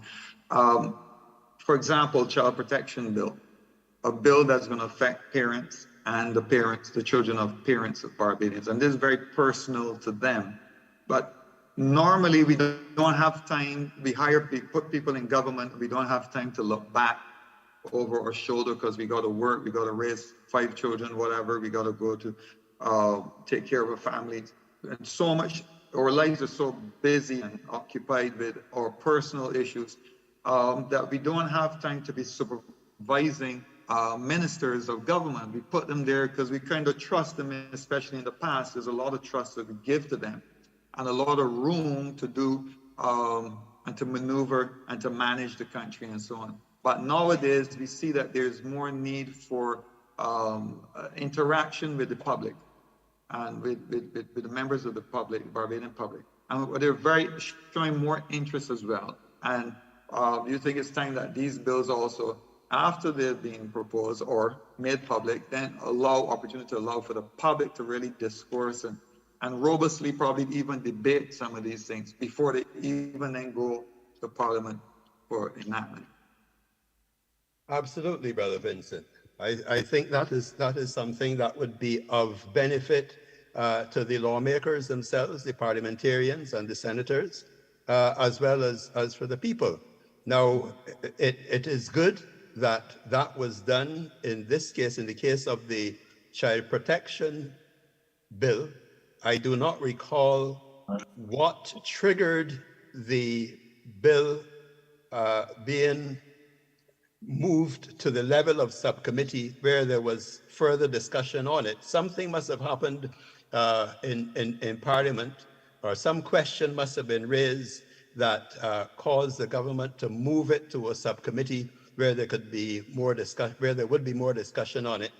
And we should remember too that a promise was made to the public of Barbados that the subcommittee the select committee would allow the members of the public to make presentations, to make representation to the select committee, so that those expressions made by the public could then be fed back to the lawmakers for their further consideration. To date, that has not been done. The bill was moved to subcommittee, but we are still waiting for information from the select committee. I keep saying the subcommittee, select committee, We are still waiting for the select committee to open the discussion to the public so that representation can be made on the various things. But this is an anomaly, though, because usually bills going through Parliament are posted on a government website the day before the discussion. Very often the parliamentarians themselves do not have adequate time to prepare for the discussion. And we know that has been a particular complaint from members of the opposition when bills are being discussed. The government would post it, it would be announced that this is going to be discussed the next day, and the bill is passed by that evening. So the public, in general terms, does not have the opportunity to weigh in on legislation. There was a recent piece of legislation that was passed. I don't remember what it was, but the government ran into trouble sometime recently because there was a piece of legislation that was contradictory. I think it's the part of the law which made provision for the identification card, where there were two contradictory paragraphs within that legislation. And if that had been properly vetted, if that had come out for discussion, I'm sure that would have been picked up and the problem would not have arisen. But to answer your question directly, yes, most certainly it would be of great benefit to the Parliament itself, to our legislative process, and to the citizens of this country if we were given the opportunity routinely to weigh in on pieces of legislation that directly affect the public. Okay, thank you very much. I want to go back to the second part of this bill.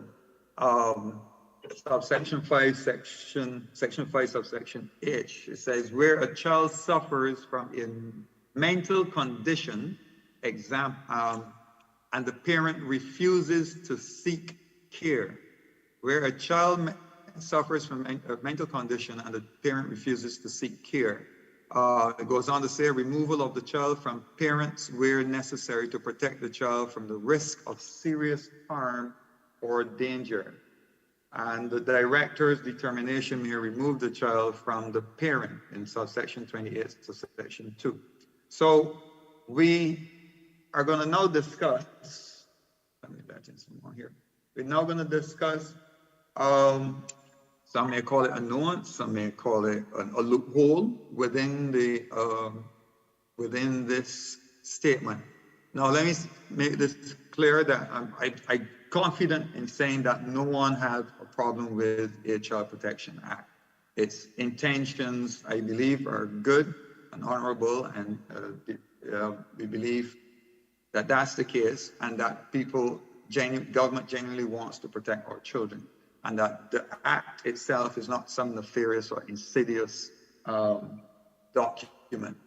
However, I want to draw this to your attention here. It says from a mental condition and the parent refuses to seek care. Later on, it can go on to result in the removal of that child for the protection of that child from that parent.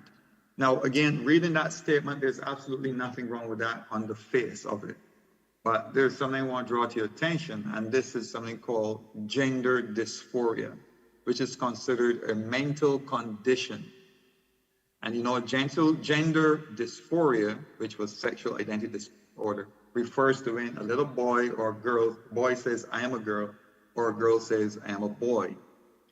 Automatically, and I need to explain something here, that under the APA, the American Psychiatric Association, and the WHO, it's recognized by both of these two groups, and I think our clinicians follow the WHO.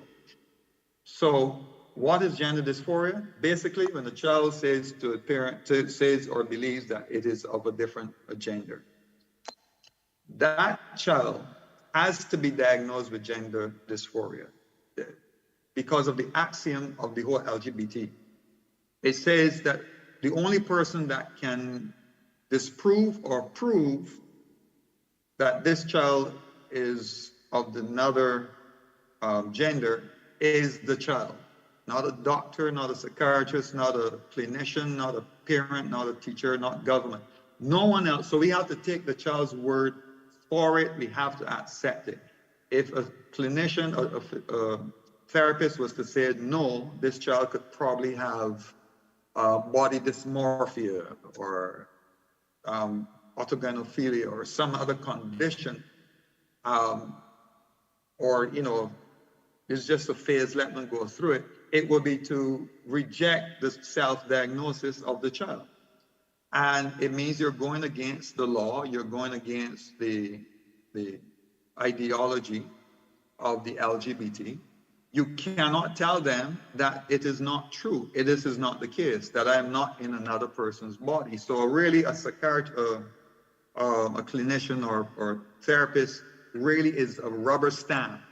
It is someone who will approve that once the child makes that claim, right? So what I'm saying is when a child comes home to you, any Barbadian parent, and little Johnny says, I am a girl, you, according to this, and the parent refuse to seek care, which means that the parent must seek care for gender dysphoria for your child. What is the care? You take the child to clinician, to psychiatrist, psychologist, therapist, whoever the person will be. They will automatically rubber stamp and say, look, this child has gender dysphoria. The child then is given a letter to go to a affirming clinic. We don't have affirming clinic, gender affirming clinics in Barbados, but it's done overseas. You must take that child to the clinic, and at that clinic, the child will get cross-sex hormones, puberty blockers, and be on the fast track towards later on the genitals being cut off by what we call sexual replacement surgery. So in other words, the question here to the panel is, based on this statement, where a child suffers from a mental condition and the parent refuses to seek care, then the child, under this protection bill, the director or the judge can determine that this child can be removed from the parent. Now, gender dysphoria is a condition, right? This wasn't taken into account, but we know, I'm telling you, the LGBT will test this law, okay? It will be tested, and children will declare that they are of a different gender, and the parent must take the child for gender dysphoric treatment, which is really an approval, saying it is, nothing to say no, or, you know, diagnose this child differently. So once that happens, the parent must follow up, the child must be fast-tracked to get these hormones. I'm talking about in Barbados. So my question is, according to this bill, the director of child services, the judge, the police, whoever else is involved, have to protect this child by removing it from the Barbadian parent. Is that a fair assumption?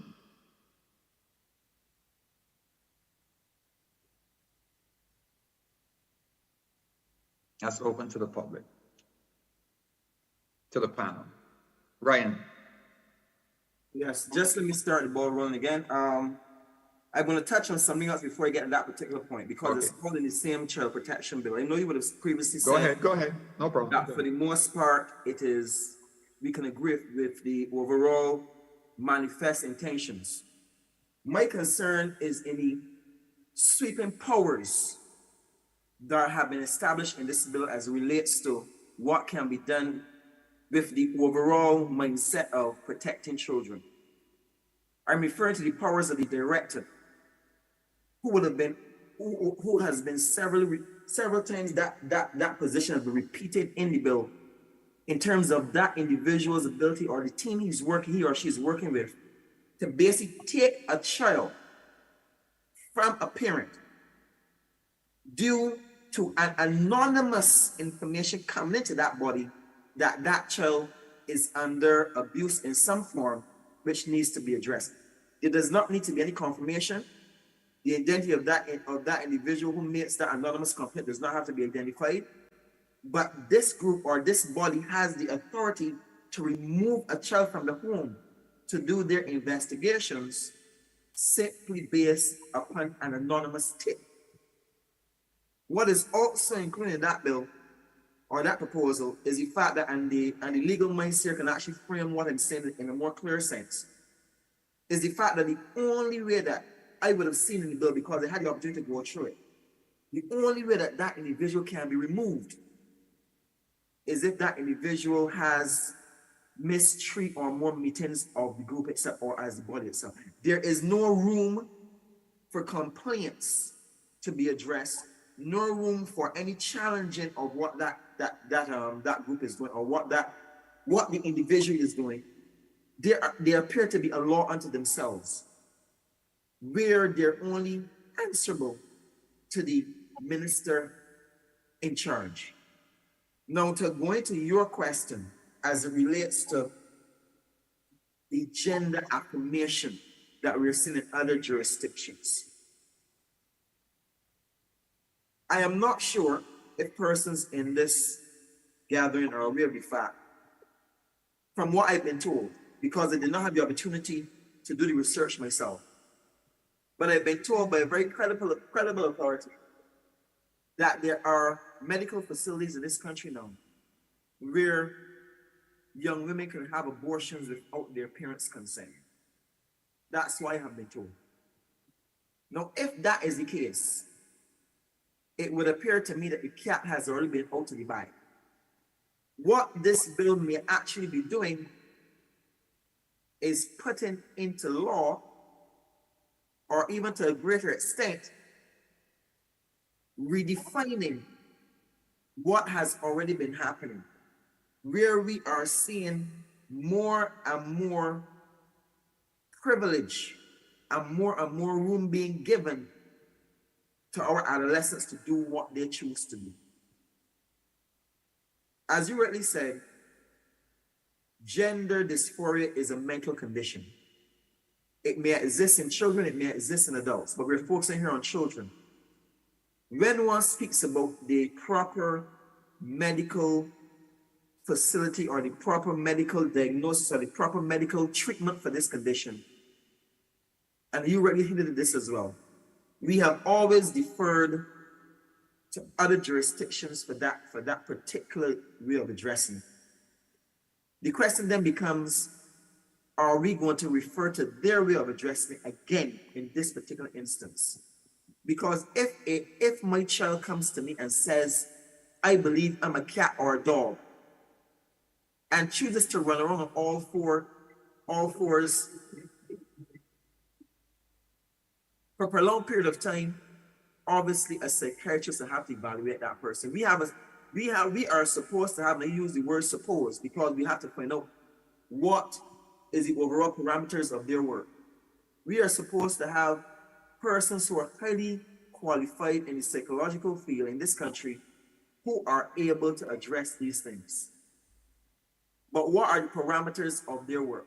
Who do they answer to? Are they under obligation to the administration to respond in a particular way when a child displays this particular mental condition? Perhaps if you deny a child's claim, then you're transphobic. That is what we have been told. I'm asking the question. And in a gender clinic, in the States, and there's a whistleblower on the gender clinic as well, and she makes it very clear how they fast track the children. As soon as little as 2 or 3 days, if your son told you on Sunday he's a girl, the parent brings the child to the psychiatrist writes the letter. By Tuesday or Wednesday, the child is given administrated with drugs. It's that fast. And she lets you know that the clinicians, the therapists, all will agree. None of them have the guts to disagree with the child's self-diagnosis. Remember, it's the child who's making this claim, although a child cannot it's a contradiction, but anyway, go ahead. Good. I would have seen that information as well because it's part of research that I was doing to prepare for not only this, but other presentations as well. So I'm aware of what you're speaking about. My concern is what are the parameters of this country as it relates to medical professionals in terms of how they address this issue. If, as the document would have highlighted the need to adhere to international bodies, because I'm assuming, this is my assumption here, I am assuming that when this document was formulated to be passed in Parliament, it would have gone through a vetting process where it would have been basically pulled apart with persons in this country looking at it, scrutinizing it, and in certain areas altering it to suit this country. If that did not take place, if what we're seeing in terms of this particular document, it is lock, stock, and barrel what has come from what was highlighted by the previous panelists, what is quote unquote needed to be adhered to, then one would have to assume, as you rightly said, that when we're speaking about medical treatment for a child with a mental condition, then one would have to defer to what they define as medical treatment in their jurisdiction or in the areas where they have the right or the authority to establish that treatment. If you follow where my argument is going. Yeah, I mean, right. In Barbados, I think we follow the WHO correct diagnosis manual. But the thing is, there's some protocols. However, at the end of the day, it's just a formality of going to a clinician. The clinician simply says, yes, the child is gender dysphoric. No clinician denies that. Many of them are pressured, empathetic towards LGBT. If you go to a clinician who's empathetic to LGBT, they're going to simply say the child is dysphoric.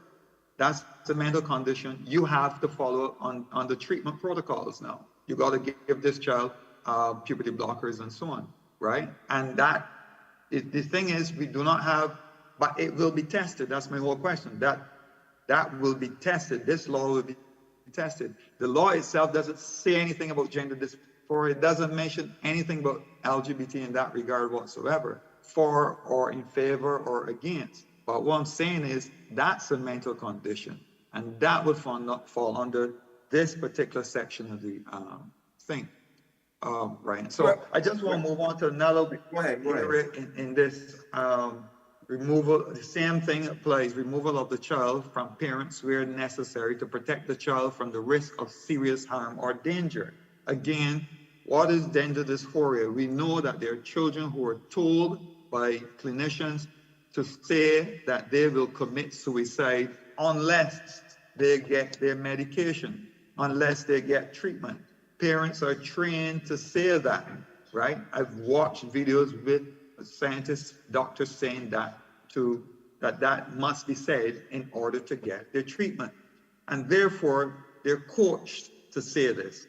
So children know, so therefore automatically, the child is at risk of serious harm and danger. Death, suicide is beyond serious harm and danger. That's death. This qualifies you under the law to be protected from your parent who says, oh, who does not affirm your claim, the child's claim, but affirms their natural biology and say, well, look, Johnny, you are really a boy, and you sit down, you decide to give your child a talk and explain biology, explain God's design to that child. But in the meantime, you're refusing to act to give care according to this law, this bill. And by doing so, you're now guilty of putting the child under risk of serious harm and danger. So this same law can be used to argue that, defend the child, and remove the child from the Barbadian parent. That is what I was getting at here.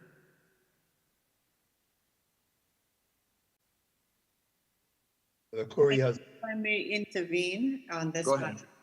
As I said before, the bill is inadequate, and I've made that statement publicly already. And I think that because it's inadequate, it should not be passed. It should not even be placed in the public domain, because as you rightfully address the issue, that the language is too open, it's too ambiguous, and it's too arbitrary. And so what we can do and what we should be doing is to ensure that when we submit to the select committee, that we make our recommendations. And some of those recommendations would be to clearly define what they mean by those terms. What do you mean by emotional harm? What do you mean by psychological harm? It doesn't tell us. It gives us very broad definitions of that. What do you mean by emotional harm as well, which is very important when we look at in terms of very much what you highlighted in terms of emotional condition. The terms in itself requires professional intervention. And it doesn't tell us that in the bill. It doesn't tell us that we need psychiatric specialists to define or determine whether this child or this individual is suffering from various types of mental conditions. And so the state has that responsibility, because if you're going to be drafting a law or you're going to create any laws that citizens ought to abide by, and if they don't abide by it, you're going to sanction them, then it has to be very clear what are they being sanctioned for and what kinds of conduct or kind of behaviors that they must uphold. So it's very important that in those, and this is why this bill is very dangerous, because it criminalizes the parents first and foremost. Mm-hmm. So parents may not even be aware of what some of the sanctions may be. They may not even be aware of what, even in the very nature of speaking of emotional harm. And what I have observed is that persons who are representatives of the government, and it's though that we're not going to be discussing it from a political space, persons who are from the political, from the government agencies, are trying to use those examples, the common examples of, so for instance, when you think of someone with some kind of emotional disorder, you think of persons that may be schizophrenia or somebody that might be bipolar. But there are other types of mental disorders that they do not speak about that includes gender identity as well. Very much what you, gender dysphoria. So all of those things is very important, that if we are going to think about those various areas within a law. This is laws that we're talking about. This is a law that every citizen, regardless of your background, social, political, and economic, you ought to know what the law is, and it will affect you. So this child protection bill, what it actually does, it first and foremost, as I said before, it criminalizes the parent.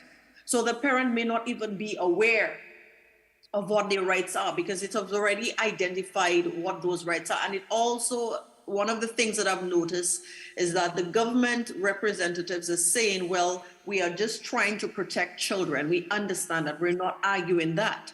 But the reality is that while you're trying to do that, and you're trying to target, okay, parents that abuse children, that really abuse children, you're actually criminalizing good parents through various means.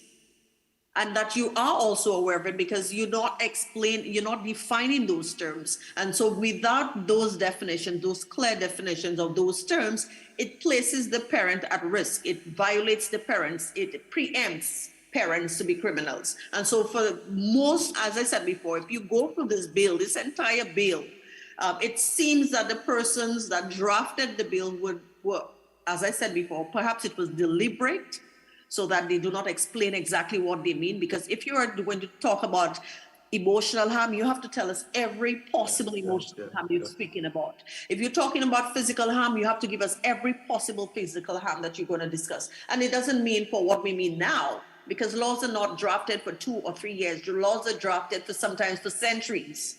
So if you're going to, you have to preempt what would be in the next 5 years. What are the possibilities of other types of emotional harm that may be created? So this bill in itself is very dangerous to the very nature of parental rights, those God-given rights, because you're infringing on the rights, but also they're criminalizing parents by doing so. Thank you very much. I want to just add to that, as you say that the cruelty to children section, where it talks about abuses as Ryan mentioned, and there are many different types of abuse and so on. And there's a section I would like to read that refers to abuses, and G refers to causes where, whether by act or omission, a child to be in need of protection is guilty of an offense and is liable of summary conviction of a fine of $100, $100,000 imprisonment, or imprisonment for a term of 10 years or both. And these abuses or exposes a child to abuse, exposes a child to danger, fails to protect a child from abuse, abandons or deserts a child, neglects a child, mistreats a child. And these are referring to parents, a parent or any person over the age of 18 years who having the custody of a child, charge or care of any child, right? And that person who may expose them to abuse or causes or by act of omission, a child to be in need of protection and so on. Mistreats a child. Now, for example, what does mistreat a child mean? Right? It's left up to people to interpret. But if your child was running about a moving vehicle, like a bus, get out your lap and run and start kicking everybody and start behaving bad and shouting and rolling up all over the place, and you spank that child, one lash on his bottom, and that child, you put that child to sit down. Anybody there can say that you just mistreat your child. And therefore, again, all this is left open to interpretation. The judge can interpret it however he wants, whatever. But the fact that you end up in a court having to defend yourself because it says mistreat a child. What constitutes mistreatment, right? So now you're a parent of a 5-year-old child. That you spend 10 years in prison for slapping your child. Again, corporal punishment.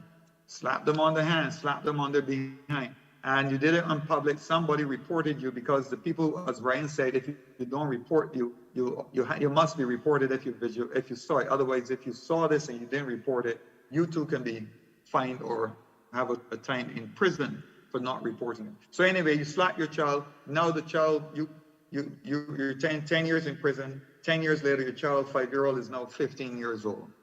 Which was more severe? The slap on the child's butt, or you spending the child having to live 10 years without a parent? Because you're a single parent raising this child. But now your child had no parent, probably thrown into foster care, from foster care to foster care, very full of anger and angry at society, angry at their family, angry because they're not having this necessary parental parent to raise the child, raise them. And therefore the child is left all psychologically, I don't know, not every case, but this is very possible. We know that. Messed up, psychologically, emotionally messed up, bullied at school because he doesn't have any parent and so on. Simply from a law like this, like you say, criminalize the parent suffers. Is this a fair response to a lash on the bottom?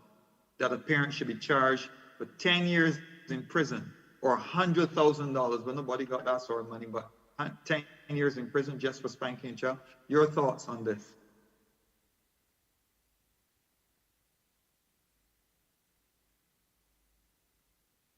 Well, what we know is that the authorities, the child care authorities, will tell you that the judge is the way that the law is designed, that the judge is the final arbiter, and it will be left in the final analysis for a judge to make a decision. But that can go either way, and unfortunately, very often these things go against the parents. I just want to make this is my final remark, and that is that when we talk to our local authorities, they will deny that they have any hidden agenda. They will deny that they are doing anything to facilitate the changes that we are seeing outside of Barbados. But the reality is that the authorities, they are here with a Damocles sword hanging over their heads, because there are the various international conventions, as we mentioned before, and there is pressure from the UN, from the EU, and all of the other groups from the EU, because they're the ones who will say, well, we can't yet access to certain funds if we don't do X, Y, and Z. But the reality is that these are things being thrust upon our authorities, and they have to deal with it. There is the World Health Organization has a document that is called the Human Production Program, which is a publication of sexual health, human rights, and the law.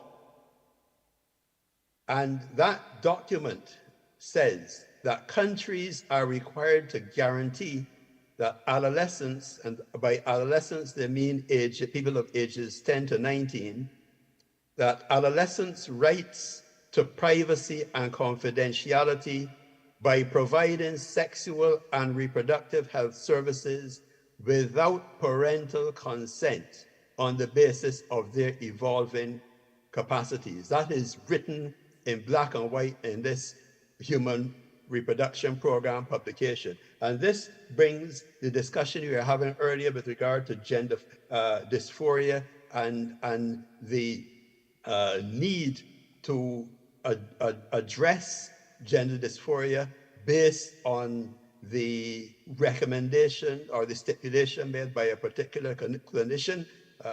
And we are seeing here that the treaty,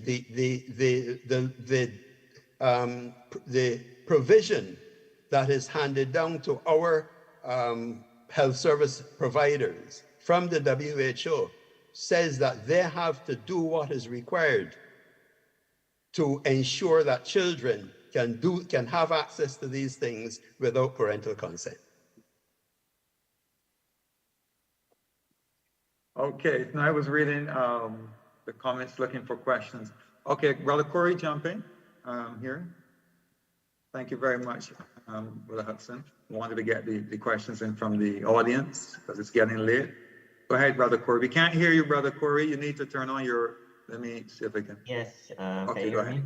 Yes. Yes, so there are a lot of different legal issues that were brought out in the previous presentations, but I want to look at what you would have, or the question that you would have posed as it relates to a parent being criminalized and punished for an act of discipline, what we call an act of discipline. Right, so what will happen, which is happening now, not just under the proposed child protection bill, what will happen is that after the Child Care Board receives a report, they have to investigate. Also, they have to assess the situation. So the assessment now will determine whether or not the Child Care Board will perform an action. And one of those actions were going to court, getting a court order, or removing the child from the home. So it is the assessment. We need to know, and we need to understand what is going to happen between the report and the punishment. And that is one of the, we're not going to see it in the act, but it is something that parents should be aware of and should advocate to know what happens between the report after the Child Care Board, or in this case, it'll be the authority, Child Protection Authority. After they've received that report, what will the parent expect will happen? What do they expect after that? Are there some room and questions? What will happen? And in my opinion, the assessment part, the investigation and the assessment part is one of the critical things that we need to know. And that assessment is normally something that is done internally, is an internal process. But as it relates to the Child Protection Bill, I know we're focusing, yes, on the content of the bill, but there's also different aspects of the Child Protection Bill that are also important. The Child Protection Bill, yes, will have regulations, but we need to understand what happens after the report. How will parents be affected? Because it is not going to be a situation where the report is made and then the director makes a decision without investigating, without making the assessment. So on that note, I also want to go to the content as it relates to sorry, Corey, and what you were speaking to is in reference to this bill or to the Child Care Board laws? Yeah, that is what happens currently. You still right, because the bill, did the bill change? Did the bill make any changes in terms of that process? Oh, no, the bill specifically mentions that it has to be an investigation and assessment. Right. Right. So that also is taken care of in the protection bill. As it relates to further content and the issues as it relates to gender and the interpretation of the bill itself. The issue that we face in Barbados and even the Commonwealth Caribbean is that Parliament, in making laws, and the persons who draft the laws, they are not going to define every single provision, even though the provision is unclear. Sometimes the drafters is that something that's just common to our region? Because I've seen other child protection bills, like say in American, so they're very detailed. Yes, what happens is that America has similar separation of powers. So when we're looking at the bills and interpretation of bills, Parliament makes the law, but it is the judiciary, the judges, who have to interpret the law. So what drafters will do, also the police and the whole come into play too, because sometimes the drafter will draft a provision in the broadest sense, so that the judge, in looking at that broad provision, will be able to make a decision on any sort of situation that comes before the court. And that is really why they would draft in the broadest sense, to take care of any eventualities. Sometimes there is situations that arise which are not provided for specifically in the bill, in that act itself. But if the act has a broad provision, or like any other, sometimes you will see the words or any other interest or any other thing. You'll see those words to cover any just situation. Sorry to interrupt. Just spanking a child wouldn't get you in jail. No, because not automatically. It would be assessed. But if someone brought it to the attention, then it would be assessed. Correct, because the question now has to be asked: why did you spank the child? Parent would say, well, this is how we normally declare. You don't like to hear. He doesn't like to hear. The other important aspect of this is that we also have to hold Parliament accountable for the things that they say in Parliament about certain laws. In UK and also in any Commonwealth Caribbean country, United Kingdom, where we receive our laws from, whatever a parliamentarian says about the interpretation of a bill, whatever the parliamentarian says is the intention of the bill. So what you're saying is, even if it's not written in the bill, but once it's verbalized, you can hold them as if it was law. Yes, because when the judge is trying to interpret what Parliament intended, what the purpose of this bill? What's the intention of Parliament? When we have those ambiguous terms, the judge is going to look at the statements made by the ministers in Parliament. They will look at what we call Hansard. Hansard is a record of all parliamentary debates. They will look at that. They will look at case law. They will look at and see if there's any other source where they can get an interpretation. But the point what I really want to make is that we as a people. All right, make your point, because we're gonna move on. Yeah, we have to hold our parliamentarians accountable for the things they say. Don't just listen to them and just ignore the words, because every single thing that they say is important. Every single. So we can quote them back at themselves. Correct. Right. Okay, thank you very much for that, Corey. Let's go to Felicia, and then we'll try to wrap up tonight's session. It's getting late. Maybe there's a need for a part 2. Go ahead, Felicia. I just want to add, in terms of corporal punishment or physical punishment, it clearly states that that it is banned, Corey, no? Because it defines, and that's the problem here, because it tells you on page 14 that what constitutes physical harm. I think corporal punishment in, I think agencies, I think there's corporal punishment in the, what we call the care centers is banned. That's the assumption. Because in other parts, I'm trying to find it now, because in other part, it clearly states that it's an offense. Not just also, I go back, Felicia, not to interrupt you, but I go back to my original point as it relates to what Parliament is saying about corporal punishment. And Parliament has said we're not changing, we're not preventing Barbadian parents from disciplining their children through corporal punishment. And that's what they said. And I would hold, as a parent, I will hold Parliament accountable for what they've said about that. Right, but the bill says something different. So I'm saying, if the bill is telling you one thing, yes, people will want to listen to what the parliamentarian says. Yes, I agree. But if your bill, which is what the law is, tells you, and that's where I also have the problem with, and I'm glad that our brother Corey brought that up as well, in terms of how judges interpret law. And of course, there's this claim even in jurisprudence where the judge may act in how we would like the court, the case to turn out. So he preempts. In some cases, he may preempt based on various factors. It could be social factors, it could be political factors, which we know. So it all lives into the hands of a judge that may interpret it differently from his colleagues.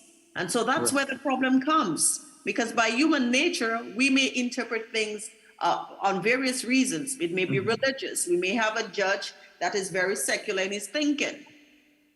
And we know that could be influenced, even though when he knows that his role or her role is to interpret the law. And so these are the kinds of concerns that we have to be very vigilant of. Because we can't leave it in the hands of individuals, because again, this is where it can be interpreted in any format. So I may say one thing and the judge may decide, well, this is not right. This is not how I interpret it, based upon what the minister may have said. This is how I would go, but somebody else may see it differently. So we can't, when we're thinking in terms of our society, we can't have, and this is why we need to have this bill reviewed, because it's going to be very problematic in the next few years.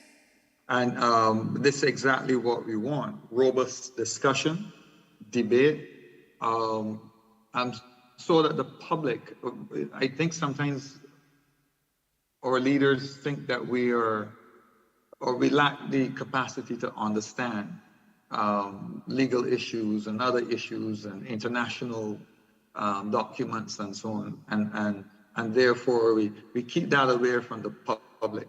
No, we have very intelligent, competent people who are able to understand fully what something says and so on. So I think we need to have some of these things aired out, not just on brass tacks, but bring a panel, the minister, and then have some concerned citizens and everybody have a sit-down conversation where it's moderated and we get to the heart of some of these real hard-hitting questions about the things. And it's just for the betterment. It only goes to the betterment of the issue at hand. I would personally recommend that statement, ensure compliance, be removed from the bill. And that's a personal recommendation. That should not be in the bill as we look to adapt and change and probably rethink this bill. I would like, if it can be put into this bill, that no child in Barbados, meaning a minor, what's the age of a minor now? 17 and under, should be given or will be given puberty blockers, pro-sex hormones, or even surgery to replace sexual organs. So in other words, there's no castration, there's no chopping off of limbs, there's no none of these things because of these things being administered to minors. Adults, you can do whatever you feel like. But I think as a part of our child protection bill, it should say that at this time, for now, because I'm anticipating the dangers involved in taking these lifelong changing drugs and so on that debilitate many of the youngsters. And in fact, many of them do detransition later on. And we know that these things are pushed upon children, so we should protect our children by saying, and there are laws in America that say the same thing. No child should be given cross-sex hormones and puberty blockers. Puberty is an enemy. Puberty is natural. And the reason why they don't want the child to experience puberty is because puberty is going to show the child exactly who they are, and it's going to refute their ideology, right? So they don't want the child to experience and see and realize who they are at puberty. When the breasts grow and the hips and the voice change and they become the man they're supposed to be and the female. So they want to prevent that. So we must not allow our minors to be poisoned with these drugs. And I think that is something we should also put in the bill. Remove compliance and put in that way that even if there was some workaround where someone want to test the law and say, well, this child is transgender, sorry, too bad, cannot be administered the drugs, these kind of poisonous drugs. I just want to finish off tonight with your comments. I know we did not get a chance. I'm going to just ask someone quickly to comment on the IADB. Does the IADB, which conducted a survey to primary school, to secondary school children, do they have a right to conduct a survey to a minor? Does an organization like that have a right to conduct a survey to a minor without the permission of the minor's parent? And just one person can respond to that. And then we move on to the last one, parental rights. No, well, according to the Education Act, no, they don't. Okay, good, thanks. All right, so most of these that we looked at, the IADB, CSE, Child Protection Bill, and so on, the Constitution, we left out Section 12, but someone could probably respond quickly to Section 12. Section 12 was removed or stricken from our Constitution. It really talks about adults having sex with minors. That has been struck from our Constitution. Does that leave our children exposed to adults having intercourse with them and no repercussions whatsoever by our law courts?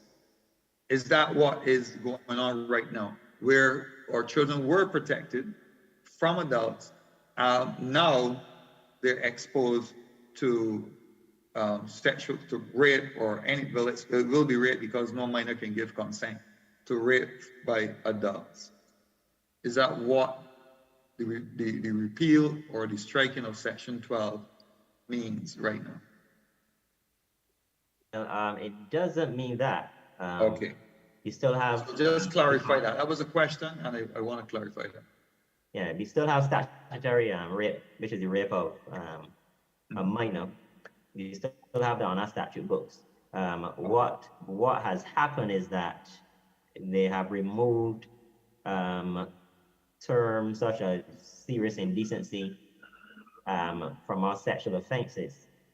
And that is the issue. Is there still legally there's nothing as relates to serious indecency and what we call those unnatural offenses currently as relates to the pronouncement from a judge. These amendments still have not been made, but the court has already declared that these things are unlawful. And that is a problem that we face. What would be serious constitutes serious indecency? Someone, an adult touching or in an indecent way a child, not necessarily rape, because rape would address in penetration and so on. So Correct. what could an adult now get away with saying serious indecency is no longer on the books? Well, have things heavy, petting, anything that does not... Even kissing, getting sexual arousal from the child, all these other things, without actual penetrating or raping. Correct. What So this will be a pedophile's paradise at this point. What they will argue is that the Child Protection Bill, if it is passed, it will cover those sexual offenses. Right, but the bill doesn't, at this point, does not, because it's not an act. Right. So there's no protection in this space or this last 7 months. The children were not exposed. Yeah, that is the problem we face. We will have to... I personally see that as being reckless, that you could just do that and leave the children exposed as reckless behavior. Yeah, but the problem, I go back to the separation of powers that I mentioned, Parliament and the courts. We have Parliament and the courts. Now, the courts have the power to interpret laws. They have the power to declare that a law is unconstitutional. The problem with that is that when you declare that a provision is unconstitutional, you still have to wait on Parliament to make the necessary amendments and also put in place the necessary alternatives.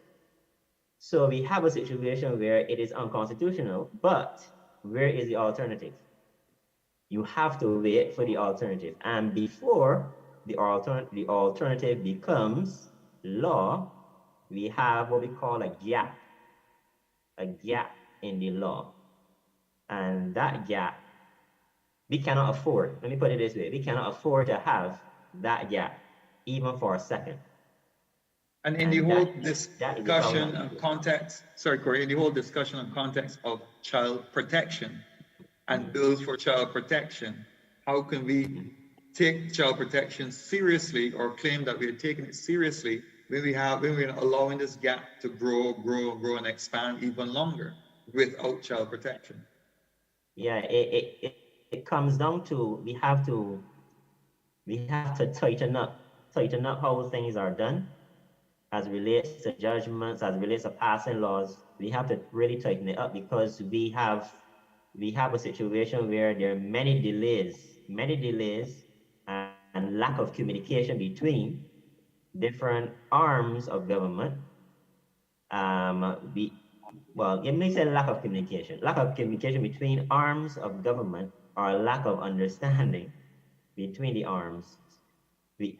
That results in the same thing that we're dealing with here now.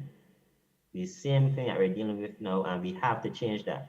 If we're talking about protection of children, we cannot have this. We cannot have this situation, this legal situation, this moral situation, social situation continue any longer, and we can't have it ever happen again. So things have to be put in place to address that. Thank you. We're going to close off now. I'm going to ask everyone to leave their parting remarks. I just want to add one thing before we go, because I think it's very important that we add that in the Child Protection Bill, that where it defines the sexual abuse or sexual offenses, what they've actually done, they have highlighted that same part, Corey, that same section. Yeah. I don't know if you want to briefly go through it, but in the Child Protection Bill, if you're designing a new law, obviously you would take in consideration what was already struck down. But in this new Child Protection Bill, it highlights it. It highlights the same section that was struck down. Right. It's on page 15, so there's no protection there, Corey, because it's not there. It's no longer there. I'm just going to... Perfect. It's on page 15 where it says how it defines sexual abuse, and part B says the actual attempted commission of any of the offenses stated in part 1 of the Sexual Offences Act. And we know that part 1 of the Sexual Offences Act, section 12, was removed. So there's no protection at all, not even with this new bill. So it's not there. And that is the anomaly that they haven't, I don't know, again, if it was deliberate. If they knew that this act was removed, why include it in a new bill? I don't know. You see where I'm coming from? Questions that need to be answered. They Yes, reference. I'm looking at it now. If you go to section page 15, where it defines sexual abuse, and this is why this bill in itself is so inadequate. It references sexual abuse. It looks at part A and part B. So part A speaks about means the performance by perpetrator of sexual acts. Part B says it includes the grooming for the purpose of sexual exploitation, pornography, sex texting, and cyber abuse. It looks at sexual harassment. And the third one, the actual attempted commission of any of the offenses stated in part 1 of the Sexual Offences Act, chapter 154. But we know that this section 12 was removed. Mm-hmm. Right. So if this act cannot be cannot go forward because this bill, because it makes reference to something that doesn't exist anymore. No, and the point is, it still will not protect children from what they're exactly. It would fail to protect the children. Yeah, but we also good observation. Remember what I said about interpretation. So it says sexual abuse includes. So it doesn't. It said it includes, but doesn't limit. It gives the judge or whoever the judge. It gives that judge the leeway to interpret as he is. Right. We know that. Interpretation of the law. Sorry, and I'm not debating that with you. We know that it includes that, but it gives you 3 provisions of that inclusion. And the third one, we know that so it includes sexual exploitations, pornography, cyber texting, cyber abuse, sexual harassment. What's about what we just spoke about in terms of the section 12, in terms of sexually inciting a child, or fondling and kissing or whatever? It's not there. So so I think we know where we need to go on from here. Corey and Felicia needs to tag team. And move the conversation to the public sphere and to the minister so that we can get good responses and feedback. Because we can't do justice at this last minute here to this. This, as you keep saying, it's inadequate, is very important. The serious discussion must go on. So we need to be able to make that possible, but that kind of serious discussion to go on. All right, so we're just going to close off on parental rights and anything you want to say that we didn't say about parental rights in Barbados, or anything that we might have mentioned tonight, or anything pressing on your minds. So you can close off after each panel has made this final presentation. We've gone way past our suggested time in the beginning. So Ryan, you can go first, and you can make your last comments as well. Yes. Pastor Ferdinand made a very interesting comment when he would have commented in the early part of this session concerning us, quote unquote, not playing games or beating around the bush. To summarize what he said, I believe we've never faced a threat like this before in this country. I believe that we come from a traditional history of basically order. We are not a people who are rash and would hastily jump into an aggressive posture against our governing body. But due to the fact that this is unprecedented, due to the fact, as was highlighted for the entire evening, we are under duress to a certain extent to implement concepts that are not part of our psychology or our history. We as a people need to adopt a different kind of stance. And leaving this meeting, I know that as the last 2 persons that would have spoke, they would have highlighted the shortcomings in the bill itself. I believe the onus has to be on the general Barbadian to mobilize themselves We are speaking about parental rights here. I believe that since we have so many persons in this country who are not only affiliated with churches, but have a church quote unquote background, a serious attempt has to be made not only to educate Barbadians in simple ways, in simple forms. There are persons who will grasp the concepts that we've discussed this evening easily, but others will not. It has to be a systematic approach to educating the Barbadian public and mobilizing them in a posture of protest when that time comes. They don't say if, but they say when that time comes. Because in the same way that we have the ability or the capacity or the right to send our children to schools, we also have the right to withhold them from schools. We also have the right to withhold them from certain institutions where we as parents recognize that they're not fit to teach our children. So I just want to leave it there in terms of what persons leave this meeting with as a beneficial posture going forward. Thank you very much, Ryan. I'm going to ask Tatson next because he had made his final statement before, if he still wants to add something. Yes, just to support Ryan in what he is saying, we have to be vigilant. We have to recognize that the government will be under pressure from the international organizations to change things in Barbados, because the intention is for Barbados to fall in line with the normalization of homosexuality. That is the intention of the forces outside of Barbados that are activating, and they have allies in the people who are inside of Barbados. So what we have to do is to continue being vigilant, continue calling out the government on every occasion so that they recognize that they cannot push things past us. We mustn't miss a beat. The Prime Minister just said that there will be no discussion about gender fluidity in schools. Now, the fact that they don't discuss it does not mean that things will not be implemented to facilitate it.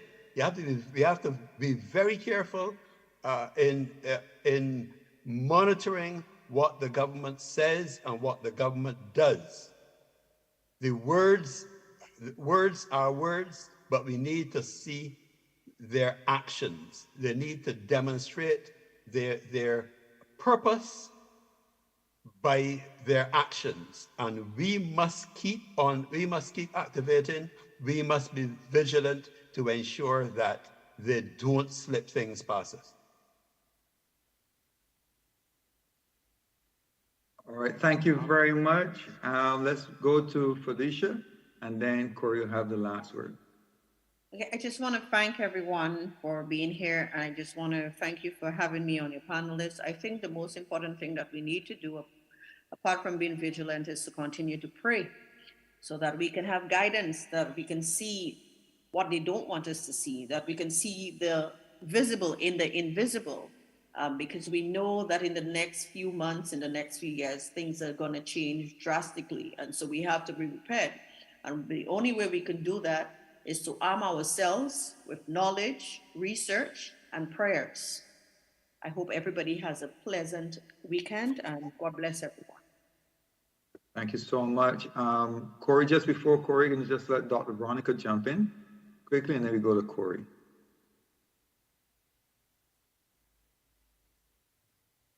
Your mic is off. Dr. Veronica, your mic is off. You need to turn on your mic. That was a mistake. No, I don't need to say anything. Sorry. Oh, the hand is up. All right. Okay, yeah, Corey. I was just applauding Felicia for saying that we need to pray. Okay, amen. Thank you. Corey, and then I'm going to ask Brother Wayne Campbell to say the closing prayer. Yes, parental rights, the issue of parental rights, from a legal perspective, no one can change the inherent right that parents have as it relates to their children. This is something that is grounded in genetics. So our laws as it relates to paternity, as it relates to paternity, they also establish that there is that inherent connection between the parent and the child. We have to, as parents, we have to use our God-given rights, God-given inherent rights to advocate for anything, any law, any policy that tries to unreasonably limit those inherent rights. And I join with the other panelists in placing that responsibility on us parents to be watchful, to listen to everything that is said in Parliament about the education system, about our children, listen to events like this, listen to persons who have an interest in parental rights and the protection of children, and if parents do that, take those steps towards being educated, I believe that parents will be better served as it relates to advocating. And so the main point, I want to see our parents being involved more in finding out what our children are up against on a daily basis. When they leave home, they spend all that time at school and come back home. Thank you.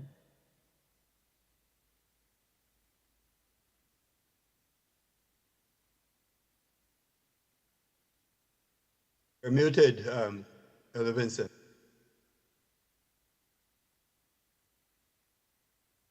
Brother Vincent, you're muted.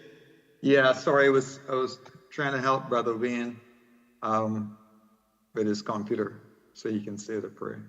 Let me see if I can unmute him. I was having trouble unmuting. Okay, I'm unable to unmute him. However, I want to say, yes, you're right. We must be the watchmen, watchwomen on the wall, constantly vigilant. This is our work. This is part of the work of the church. Okay, Brother Wayne, I will close in prayer. I will close the prayer. Thank you. Okay, he's having some challenges getting into his cell phone. All right, let's go to the throne of God in prayer. Dear Lord Almighty, we bless you. Your holy name, dear Lord. You're one God. You're the only one truth. It's absolute, dear Lord, and it's resolute. We thank you, dear Lord, for standing before us, for bringing to us all knowledge and all wisdom and putting it before us, dear Lord, that we can use it, Lord, to defend our faith, to protect our children. Our children is a gift from you, and dear Lord, we raise them up to place them back into your hands. Then we hand them over to you. We raise them up that they become conscious of you and they consciously serve you.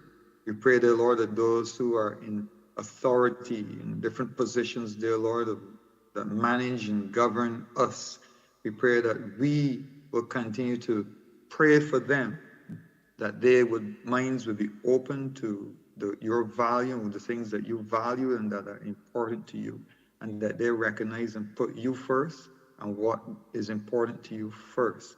And then everything else will fall in line. Everything else will be corrected, dear Lord, and our country will be better managed. Dear Lord, I pray that we as parents will continue to stand in the gap for our children. We stand between our child and the predators, the child and the world. out there that wants to seek and devour our children. I pray that more parents will come forward and stand up, become more vocal, more open, and more public with their position. I pray that they would join the rest and, dear Lord, speak boldly before all manner of people your word concerning how we should raise our children. Dear Lord, we continue to pray for strength for our families and all of us. We thank you for the endurance of the panel this evening. We thank you, dear Lord, for them to be here, given the knowledge and the wisdom necessary to speak. I pray and I thank you for your Holy Spirit that has been with us this afternoon and has kept us in line with what is truth and hold back what is personal and our biases, dear Lord. And I thank you, I thank you, I thank you. Continue to bless every single one of us in Jesus' name. Amen. Good night, everyone. Go in peace and serve the Lord. Amen. God bless you all. Amen. Blessed night to all. Thank you so much. Good night, everyone. Good night. Bless. Remember, you can look for it on Facebook and on YouTube. Family Faith Freedom Barbados, right? You see there on YouTube and Facebook, and you can read it.